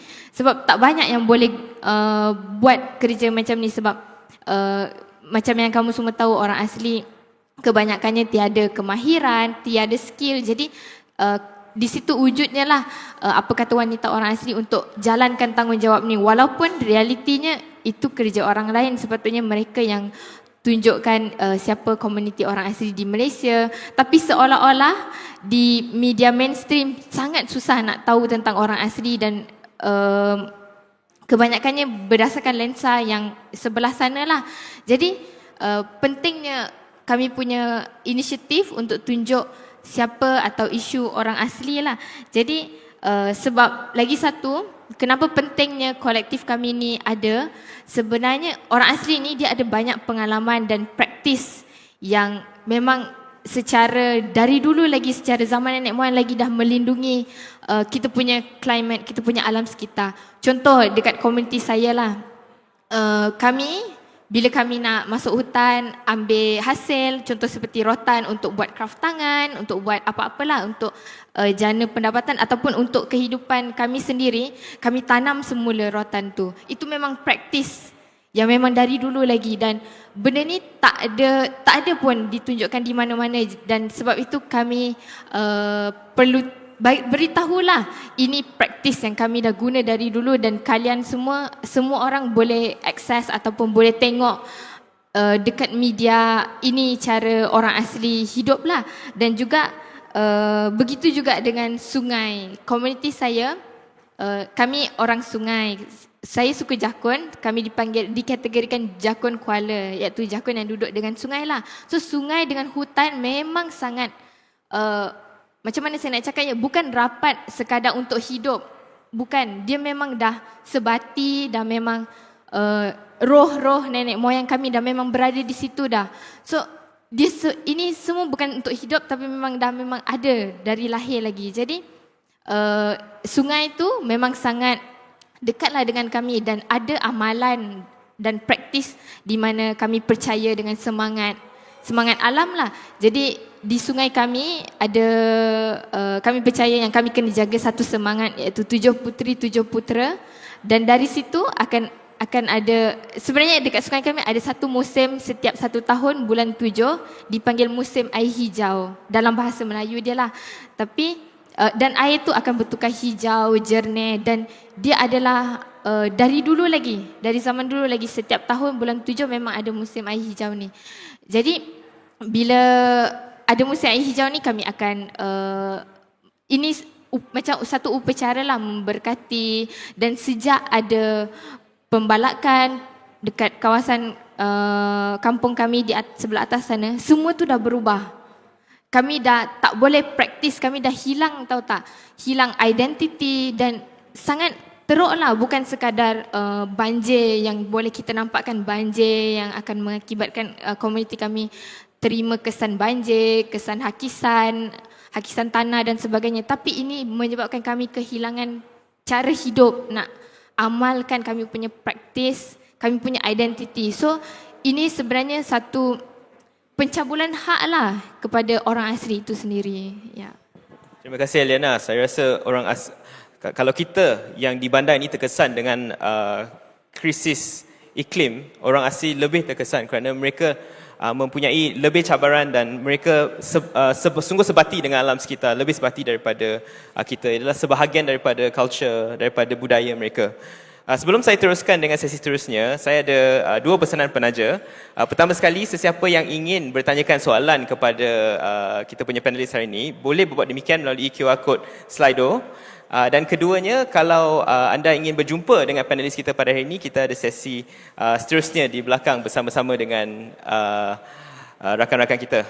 Sebelum saya masuk, mungkin saya nak buka floor kepada orang yang hadir yang sudi menghabiskan pagi Ahad anda untuk bertanyakan soalan. Ada tak pada masa ini sesiapa yang ingin bertanyakan soalan kepada panelis kita? Ya, silakan. Hi, good morning to the esteemed panelists. My name is Rahana, Bachelor's degree of Science in Biology. I have two questions. That is, given the recent climate finance decision at COP29, how can developing countries ensure they receive adequate and timely financial support for adaptation and mitigation? And for the second question, I would like to ask to Ms. Eliana, which is, what are the main challenges in implementing climate finance in AI-driven monetary system at the grassroots levels, especially for indigenous and local communities? As I had experienced recently, I had hiked for Gunung Korbu, the second highest mountain in Semenanjung, where I engaged with the MGP Otok community, and I wish that they would like suggestion for enhance their livelihoods. Yeah, that's my questions. Thank you. Thank you. Maybe at this point I can take one more question if anyone has any questions. If not, okay, I'll just go straight to Lisa and Rif on the question on climate finance. Okay, Rif. That's a hard question. In 2 minutes, Rif. Yeah, in 2 minutes. Okay. 1 minute. Okay. I think first and foremost, climate finance has been something that we've been fighting for years and years and years. And last year was just a spit in the face with what we need. We need $5 trillion, and with Americans, with Trump pulling out of all funding, to be fully honest, it's up to other developing nations to basically pull their weight. I think countries are starting to understand the benefit of actually investing in it, but it's just not fast enough. And there are multiple measures, again, the CSDDD that I mentioned earlier could be another potential where we get CSDDD, for those not aware, is the Corporate Sustainability Due Diligence Directive by the EU, and it has been seen as almost like a potential for I guess it's like the next ESG, right? And it's hopefully going to add more private investment into climate finance, into the climate fund. But I could be completely butchering that term. But yeah, I think in terms of getting the proper funding from other developed nations, it will be a continuous struggle at COP with people protesting as usual. People are already planning for this year in Belém, and it's really just trying to figure out what to do with what little money that we have right now. But the lack of climate finance is not an excuse for us not to do anything, but it is a big reason why we can't protect ourselves fully. Okay, so I did went to COP last year, but I didn't really track on climate finance. I was focusing more on the mitigation track, but maybe I think there have been some platforms where countries can sort of there's a platform where there's a matchmaking platform where they'll try to match your needs with the funders' offerings. So I think there are several places where we can get adequate funding, right? That was the question. Yeah. So.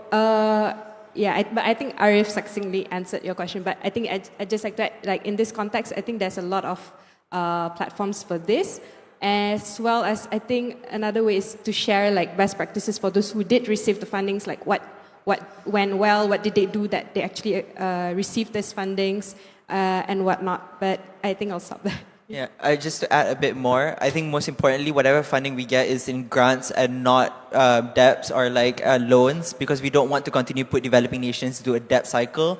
We want fair and just and equitable financing from developing nations and not just a handout, because historically, it's their responsibility.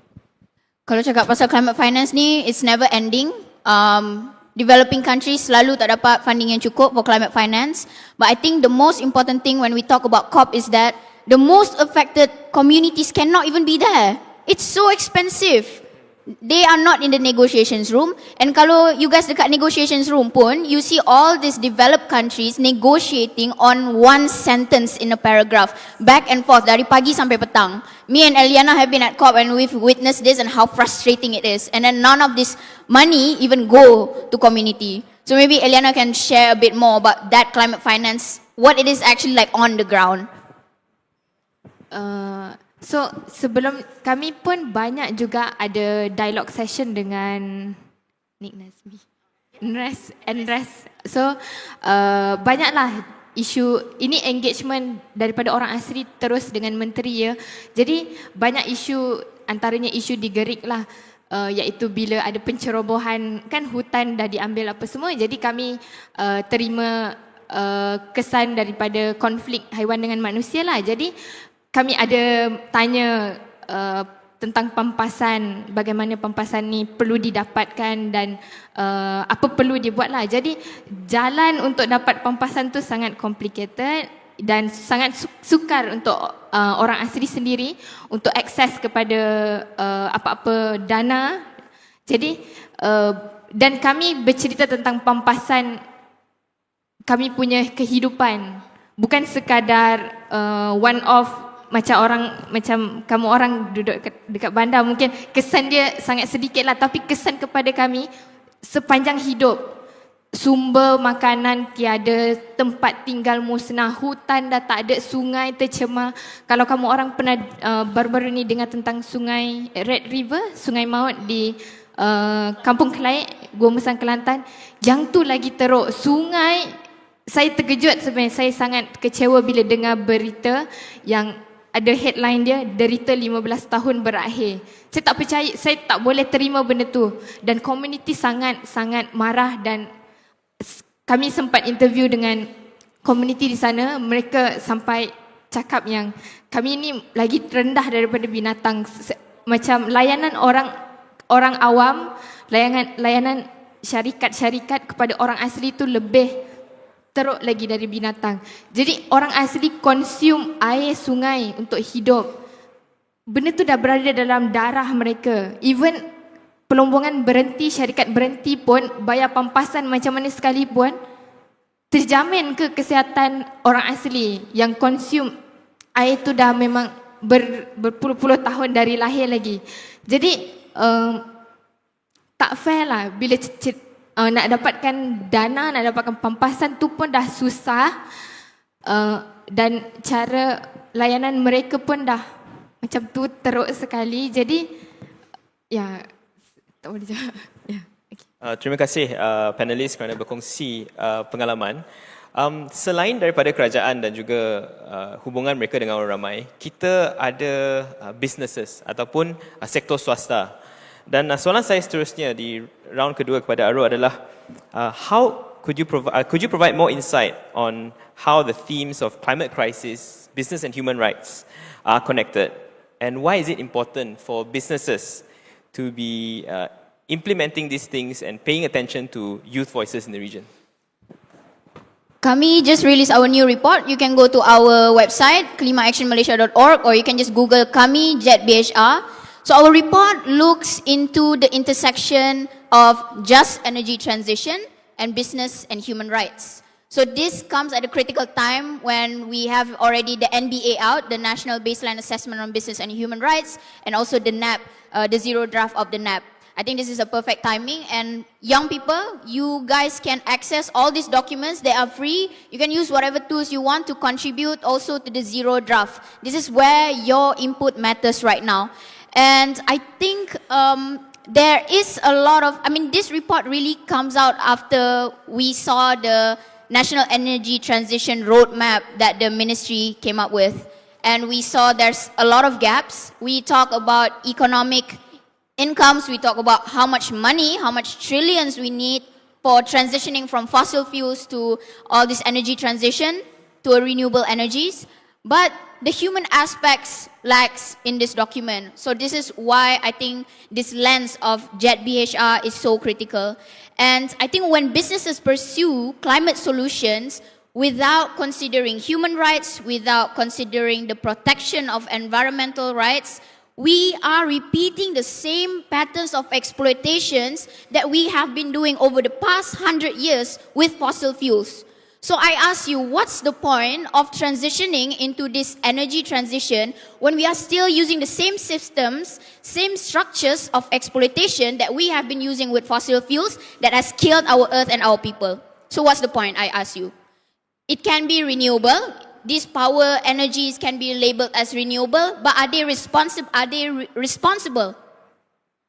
And we see issues like rare earth mining. Rare earth mining comes at a critical time with energy transition now. But they are killing the people. We are only talking about one example in Kampung Klai, but there are so many other examples across ASEAN region. We see Indonesia as well. Even Malaysia, to run our electricity in our country, we still rely on coal that comes from Kalimantan, from Indonesia. So how are we weaning off from that? Do we want to still use the same system of exploitation in the next few years with this energy transition going on? And we also see a bunch of renewable energy projects like solar and hydropower.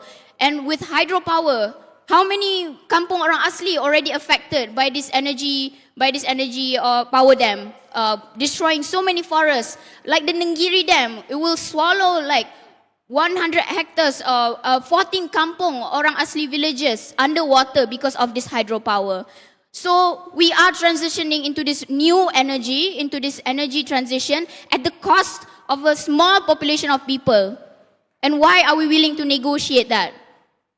And we also see solar, for example, solar issues. We want to have more solar energies in the country, but we are not looking at who are affected by the solar powers. Not only it's taking land, but the people working at solar plants. Has anyone ever asked who are these people working and how are they affected by the hot weather?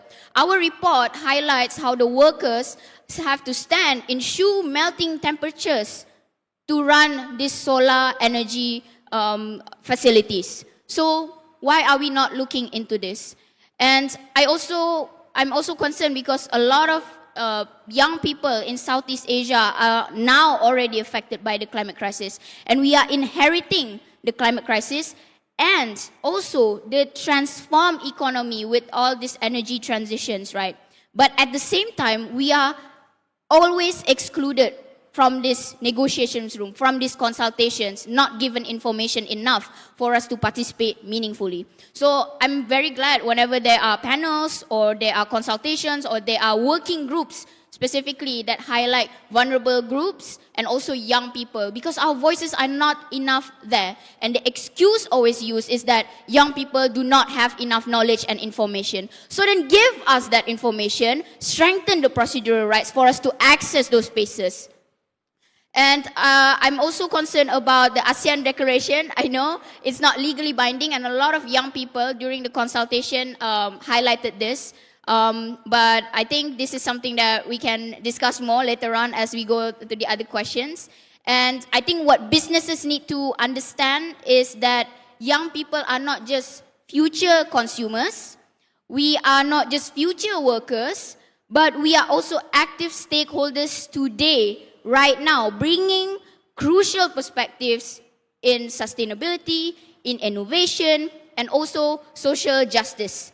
And this is why I like the just energy transition discussion with young people, because not only we're talking about shifting to renewable energies, but we also talk about addressing the historical injustices that have happened before all this energy transition. So we are addressing all of that, not only switching energy sources, but also addressing historical inequities and making sure no one is left behind. So this is why I love talking about it in youth spaces, because I think we have that same mindset when we talk about just energy transition. And one last thing is that businesses cannot achieve meaningful climate action without youth perspectives and also human rights principles. Don't you just get goosebumps listening to Aro? She says really all the things that we should be demanding and we should be bringing up to the highest level, and I thank you and we're very, very proud of you for that. Speaking about conferences and meetings, this year is actually a big meeting, a big way for Malaysia to show Malaysia's leadership. We are the chairman of ASEAN for 2025. And that leads me to my next question to Arif, where it is important for young people to know that Malaysia is the chair, but what actually needs to change at these very high levels for policy solutions to be applied effectively across all ASEAN states? And maybe you can share a bit on Malaysia as well.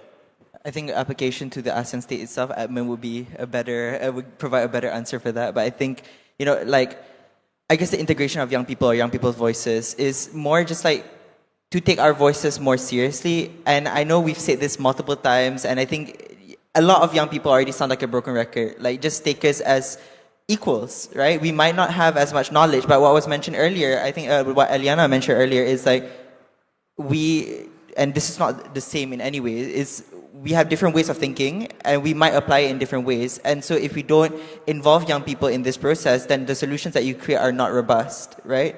The solutions that you create, you are just creating new words to terms that already exist. You are overcomplicating the situation when, it should be serious. It should be more straightforward.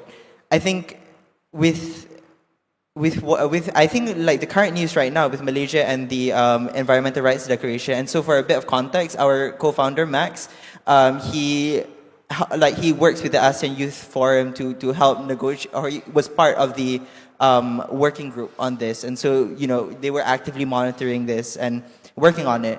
And I think there are quite a few things, like making sure that indigenous is in the final tax, making sure that, and which has already been expressed, making sure that environmental human rights defenders is in the tax. Actually, you can go online and search the People's Declaration, if I'm not mistaken, and you can read through that with exactly what we want to see in that.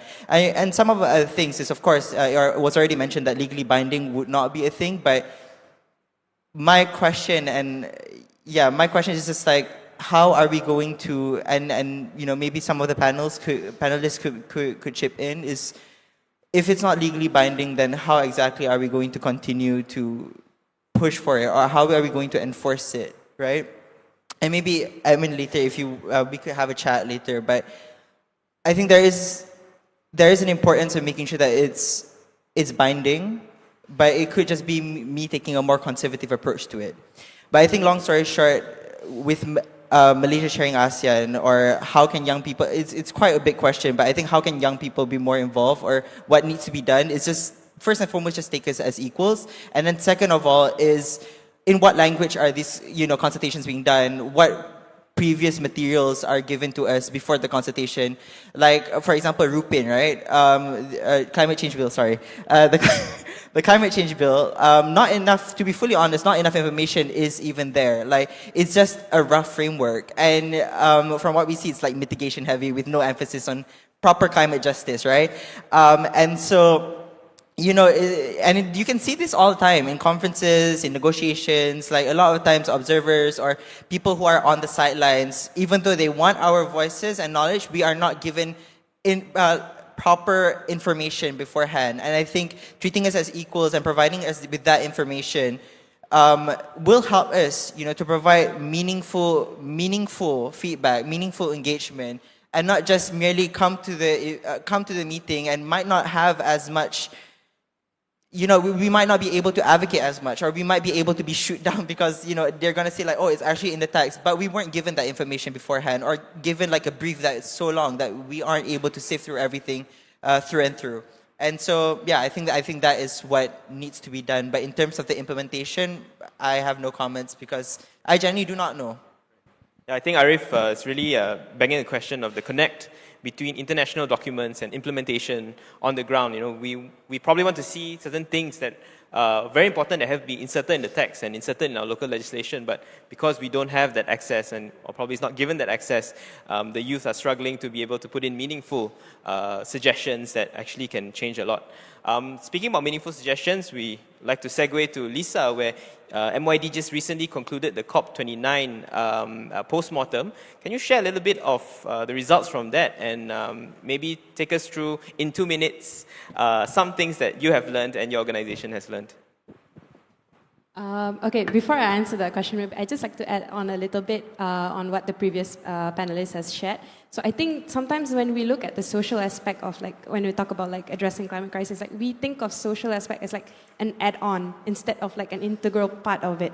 So we need to change how we look at that. I mean, not just as like businesses, governments should look at it in a way that is very key in terms of like when we are proposing solutions and all that, making sure that all of our like rights are safeguarded. And I'd like to also add on that I think in the climate space, we touched a lot on climate justice, just transition, right? But I mean, at least in my personal observation, we don't see human rights in COPs, such as COP, right? So I think there is an interconnectedness between these three, I would say, three thematic areas. So like human rights would be setting the foundation for this. And then you have climate justice is making sure that it is being, like any sort of injustices is being addressed. And then for the just transition is also making sure that the transition to a slow carbon economy is like addressed justly. So there is a lot of interconnectedness, and I feel like having like a panel session like this where we touch on different topics such as climate change, we're linking it with human rights, and then we also have like climate change touching on health. It's at the end of the day, it's all very interconnected. So when we talk about solutions, we talk about like how do we want to address all this. It has to also be looked at not just in terms of climate. It has to cover all of these aspects as well, because at the end of the day, it's all interconnected. Yeah, and okay, to answer on post-COP, yeah. So we roughly had a forum that is sort of like summarizing what happened at COP. Okay. Maybe you can be candid. No worries. We're all friends here. I can be candid. Okay. Sorry. Because I was thinking of like going more into like the local conference of youth rather than COP. No, sure. Take it away. Is that okay? Yeah. Just because 2 minutes. I feel like COP is just like a very small aspect of like climate action, where I think like Arif mentioned, it's there's so much more that you can do on the ground, right? So what local conference of youth is basically in the United Nations Framework Convention of Climate Change, we have a youth constituency. It's called Yango. So what they have is they have like this initiative to have like a conference of youth. So what they do is that they have like local conference of youth. So each country have their own conference of youth, and then it's being brought up at a regional level, the regional conference of youth. And then before COP, there's one where it's like a global conference of youth. So from this conference of youth, what comes from this conference of youth is to produce like sort of a youth statement, national youth statement. So maybe I'd like to highlight a little bit on the national youth statement. So MYD has been organizing in 2024 last year, we have been organizing AICHR for short. So I think it's interesting to see that for our AICHR, so this national youth statement is a key output, right? It's a combination of like we did a survey before the conference, and then also during the conference we sort of like engaged with the participants to sort of like further refine the suggestions and what they want for the national for the government to not government at Malaysian level, like what should be focusing and prioritizing, and what we should be advocating for. So some of the things that I'd like to highlight is that there should be a prioritization of adaptation alongside mitigation, which I think the other panelists has mentioned before. So we have to look at solutions. One way, it's all interconnected. We have to look at it from different aspects. But also, when we are providing solution, it shouldn't be like just solving one problem, one solution, one problem, one solution. We don't have that time. And climate crisis that's the sense of urgency, right? So when we look at solutions, it has to be, okay, we suggest this solution. It has to be like touching on like several different problems. So I think an example of this would be adaptation co-benefit. So when we are talking about reducing greenhouse gas emissions, how can we also at the same time build climate resilience among communities? So it could be like mangrove restoration and so on. And then secondly, it is to protect and restore biodiversity. I think as everyone is familiar, Malaysia is very rich in biodiversity and natural resources. So there should be a focus on conservation efforts and sustainable land use practices. And the third one, so the list is quite long. We would like, if you're interested to read the report, later we have a community clinic session where we can share with you the link to that full report. So one more is just to touch a bit on collaboration for knowledge sharing and resources. So this is sort of like fostering partnerships between different stakeholders to share knowledge, resources, and best practices. So why collaboration is important is because that we are making sure that the solutions being provided are scalable, it's being inclusive and effective, as well as leveraging the strengths of different actors. So different actors have different strengths. Like maybe I would just roughly say like youth have the energy to do so. I mean, all of us here are doing this on a voluntary basis. Like that is using energy, and it's on a Sunday morning. We are using our free time to do this voluntarily, right? But there's also like when we're looking at like businesses, they have the money for it. So collaboration can sort of like, we can sort of support one another based on our strengths and in a way make it more effective when we are looking at these solutions. So when we look at like the key actors in this, there's 3 layers: the government, so they set the policies and like develop and implement these policies. And then the private sector, where when they want to transition to sustainable business practices and invest in green technologies, they could also collaborate with like other youth or any grassroots civil societies to ensure that there is an inclusive solution.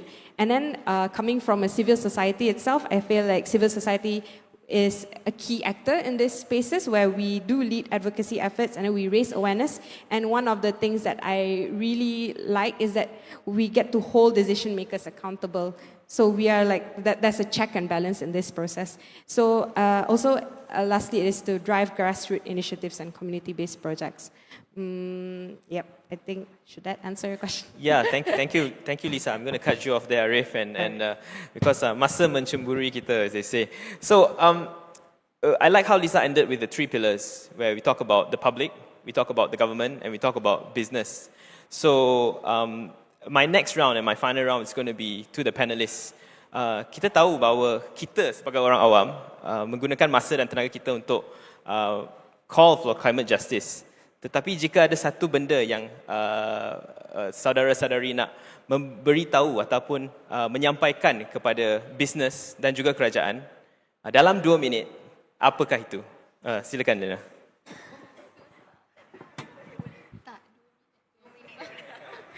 Okay. So macam yang kita tahu, tabik urus iklim ni involve semua orang, bukan setakat satu pihak saja atau pihak atasan saja. Dia kena involve semua orang. Jadi penting untuk include lah grassroots punya voice, terutamanya indigenous people macam saya, macam community saya. Jadi apa message saya adalah sebenarnya semua ni ada solution dia. Senang saja.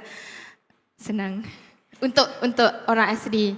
Sebenarnya disebabkan tanah wilayah adat kami masih tak diiktiraf oleh pihak kerajaan, government, semualah state. Itu punca dia kenapa syarikat selalu datang menceroboh, tanah kami dirampas. Ini kesan dia sekarang. Contoh saya ulang baliklah seperti Kampung Kelait tadi, kita nampak jelas dekat situ adalah kelemahan takbir urus itu sendiri. Jadi solution yang pertama adalah iktiraflah tanah wilayah adat orang asli. Itu yang paling penting untuk kami. Sebab tanah tu memang sangat penting untuk komuniti orang asli praktis semua cara hidup mereka, dan kami memang dah sebatikan hubungan kami dengan tanah tu. Dan yang kedua, mandatorikan salah satu prinsip iaitu free prior inform and consent, FPIC, yang dah ada pun dekat UNDP, dalam UNDP. Apply semua urus takbir bila berkenaan dengan orang asli, apa-apa urusan sekalipun tolong ikut prosedur FPIC, sebab semua ni akibat dia daripada tiada FPIC, tiada prinsip FPIC di-apply kepada komuniti kami. Jadi sebab itu kami merupakan pihak yang paling terkesan sekali bila melibatkan tentang perubahan iklim, krisis iklim macam tu. Jadi yang ketiga, berkenaan dengan pelaksanaan lah, implementation, itu sangat-sangat kita tahu benda ni adalah sangat lemah lah. Jadi tolong sangat-sangat kerajaan tolong kukuhkan pelaksanaan, kuatkuasakan undang-undang dengan lebih ketat, jalankan tanggungjawab lah, sebab untuk komuniti orang asli, kami punya undang-undang sebenarnya undang-undang dalam perlembagaan persekutuan dah memang jelas tanah tu adalah milik komuniti. Jadi tapi tak ada implementation, tak ada tindakan yang serius untuk warta tanah orang asli. Jadi message saya adalah tolong laksanakanlah benda ni serius untuk lindung kita punya dunia global, semualah planet kita. Ya, tu message saya. Terima kasih Liana. Aru? Friends, we are living in a time where civic and democratic spaces are shrinking. Last week, 10 of our mahasiswa friends from UM and from other universities were called by the police to give statement. And as we speak today, our friends, our comrades in Indonesia are getting arrested, are protesting on the streets with what's happening in their country. So, I ask you as young people to step up. This is the time. Like I said, now you have access to information. This is the time where you participate in consultations. Now we have the zero draft. We have the climate change bill. We have all sorts of bill on local levels as well. This is your time to participate. No one else is going to help us. We will need to step up and help ourselves. And this is why also intergenerational connection is so important. You also need to ask previous generation to step up and help us, okay? Intergenerational issues, I know it can be really difficult for you to be always the youngest person speaking in a room, but that's where change always starts and that's where change happens. You need to ask, you need to demand and step up at the table. Do not be afraid, and it's always going to be uncomfortable, and what you have to do is to learn to be uncomfortable. I think all of our panel here can agree that we have always been that youngest person in the room. We have spoken to ministers when we were just starting our advocacy for the first years. We were talking to commissioners on UN level and all sorts. But what we did was we pushed through, we speak up our minds, we talk about our issues on communities level, we document our issues, and we bring it up to them. And this is why your voice matters. Please step up in any sorts of consultation, write a draft. I know it can be, maybe you think you don't have enough knowledge, but your voice is so important. And that is why also community building is so important. Us young people are more than ever connected. You can build coalitions, you can build, I don't know, Instagram DMs, groups, whatever we do right now, right? So this is where we step up as a team, as a group, and really participate in the spaces where everywhere right now, all these spaces are shrinking. And we're not even talking about the funding now that is even more shrinking. So I think this is our time to step up. Arif? Well, climate justice is not just this fancy word that we say at spaces to, seem more intellectual or seem more smart. And how we achieve it is by working with one another, with what Aro is saying. What we need to do now is just, again, take up arms, not take up arms like physically. Sorry, it sounds like I'm starting something, but no, literally just join organizations, start your own thing, talk with friends, discuss. Like literally you can do this is what we did internally at youth, like do a book club on like a consultation bill. I'm so serious. Discuss, because conversations are a catalyst for change. When you discuss, when you talk with one another, these ideas spark and you will start to do something. And my message is really, first and foremost, is we have to expand on who has access to justice. When I was in Geneva, like the main question, like the main idea of our topic was about climate litigation. And I think like as we expand more on environmental rights and more mechanisms, right, more platforms. So for example, like what was mentioned earlier, like we can complain, we can go to courts, but who has access to lawyers? Who has access to the portal? Who has access to internet? Are the people who are being exploited going to fit within the boundaries, or will they have to jump through hurdles and hoops or whatever for them to be actually have access to justice? And then how is the remedy mechanism itself? How will the damages done to them be remedied, essentially. And I think the final part is listen. It's the simplest thing is just listen. Is for governments, businesses to listen, because the truth is, you have done enough damage and enough trying to solve issues with fancy solutions that we have not truly benefited from. Some of it, yes, but most of it, no. And you are just trying and error, treating us like an experiment while, you are part of a small percentage of people who are protected from climate change, who is basically protected from the effects of it. And so all you need to do is listen and understand what solutions you have to put in place. But I hope they have the willingness to actually listen and to actually implement our thoughts and ideas rather than, us just throwing around words and nothing actually gets done and we just pat ourselves to the back at the end of the day. Lisa. No, everyone gave so much energy. Okay. I'm sorry if my energy is like a bit low. So I think for governments and businesses, I just like to say collaborate. Make sure that it's a meaningful collaboration. When you take part in these initiatives, make sure it's what the community needs, not based on what you feel like is what everyone else is doing. So make it meaningful, because if you're spending your resources on it, you might as well spend it wisely, right? I mean, effectively as well. But I think I'd like to give out a message for individuals. I think in terms of climate action and all that, regardless of your background, if you're not doing environmental science, environmental engineering, or you're not touching on environmental at all, you are on maybe your background is health, maybe your background is accounting, finance, whatever. There is always an entry point to sort of contribute towards climate action. So, and if let's say you are someone who's very energetic and you are someone who wants and likes to join these protests, if that's your way of doing things, go ahead. But if you feel more comfortable with being behind the scenes person, personally for me, I'm more of a behind the scenes person. That's also okay. I feel just identifying your strengths and what you can contribute, and don't limit yourself just because you don't have the knowledge. Knowledge can be learned. It can be, I joined this space for I think around 3 years ago, but I actively joined 2 years ago. And if I ask myself 2 years ago the same questions that you're asking me today, I'll be honest, can I say shit? I'll be shitting my pants. So, I'm sorry.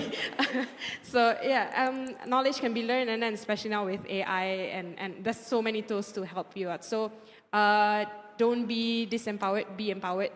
There's a lot of tools now to help you feel empowered, and there's a lot of organizations, there's a lot of people, individual people who are very inspiring. Reach out to them, find those that you feel connected to, find the things that you feel passionate in helping out. So, yeah.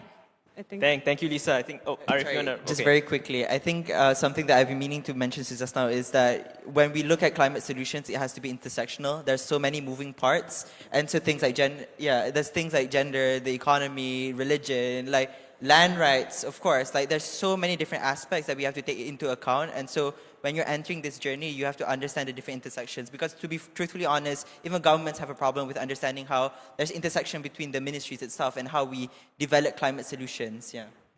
Thank you, Arif. I think the key themes that I've probably taken up from the four of you: collaborate, listen, voice out, identify your strengths, probably find your tribe, find a way where you can also be part of the solution. And I'm sure later after this session, you can reach out to the four panelists. Please help me giving a round of applause to the four inspiring panelists for today. It's such a privilege for me to be here and moderating this inspiring discussion. I hope this conversation can continue. And just a shameless plug, next year, actually 2026, the youth age in Malaysia will be reduced from 40 to 30. It will come into force next year. So we will have a greater amount of youth, and I hope this energy can continue.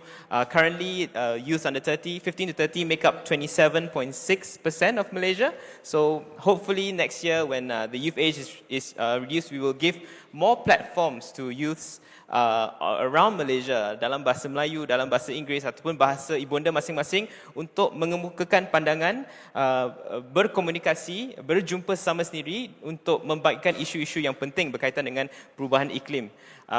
Itu saja daripada saya. Terima kasih dan semoga kita berjumpa lagi.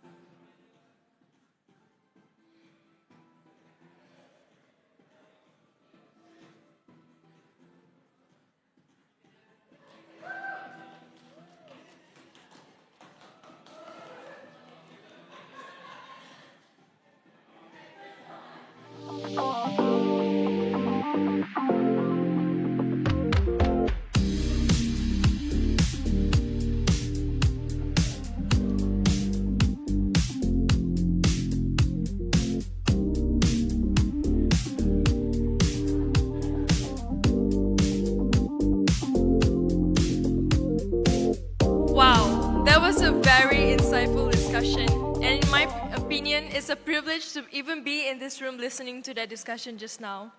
A very huge thank you to all the amazing speakers. It was incredibly thought-provoking and very intriguing. I think we can all agree that today's panel has opened our minds to the challenges, the worries, the opportunities and responsibilities we share in protecting our environment. A huge thank you again to panelists for their passion, expertise, and dedication in driving real change. This conversation has really shed a light to what is at stake and what we can do to make a difference. A huge thank you to Aru, Arif, Kalisa, and Aliana for sharing their inspiring and unique perspectives, and especially to Kwek for being a fantastic moderator. Let's give them another round of applause. Climate action is a shared responsibility, and every effort counts. Whether it's through youth advocacy, corporate sustainability, and grassroots initiatives, each of us has a role to play in creating a cleaner, a healthier, and a sustainable environment for the future. As we wrap up, I just want to say it's been an absolute pleasure being your MC today. Until next time, my name is Debbie Diendra, and I had so much fun emceeing for you guys today. Thank you for your energy, enthusiasm, and commitment to making a difference. I will now pass the floor to Shumin from UNDP Malaysia to take us through the next session. Thank you, Debbie. Hi, everyone. I'm Shumin, and it's lovely to see so many familiar faces. I know everyone is hungry, so just hang on with me for another 5 minutes, okay? We are now moving on to the interactive part of today's event for our in-person participants, which is our community clinics.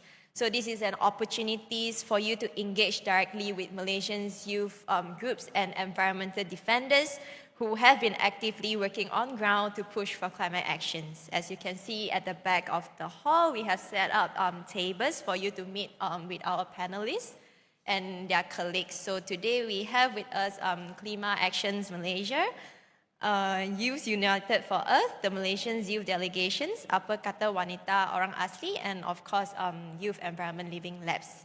So in these one-on-one sessions, they can share with you their personal experience, key lessons learned, and practical guidance on how you, whether as a youth representative, business representative, or even a BHR practitioner, can kickstart your own climate journey.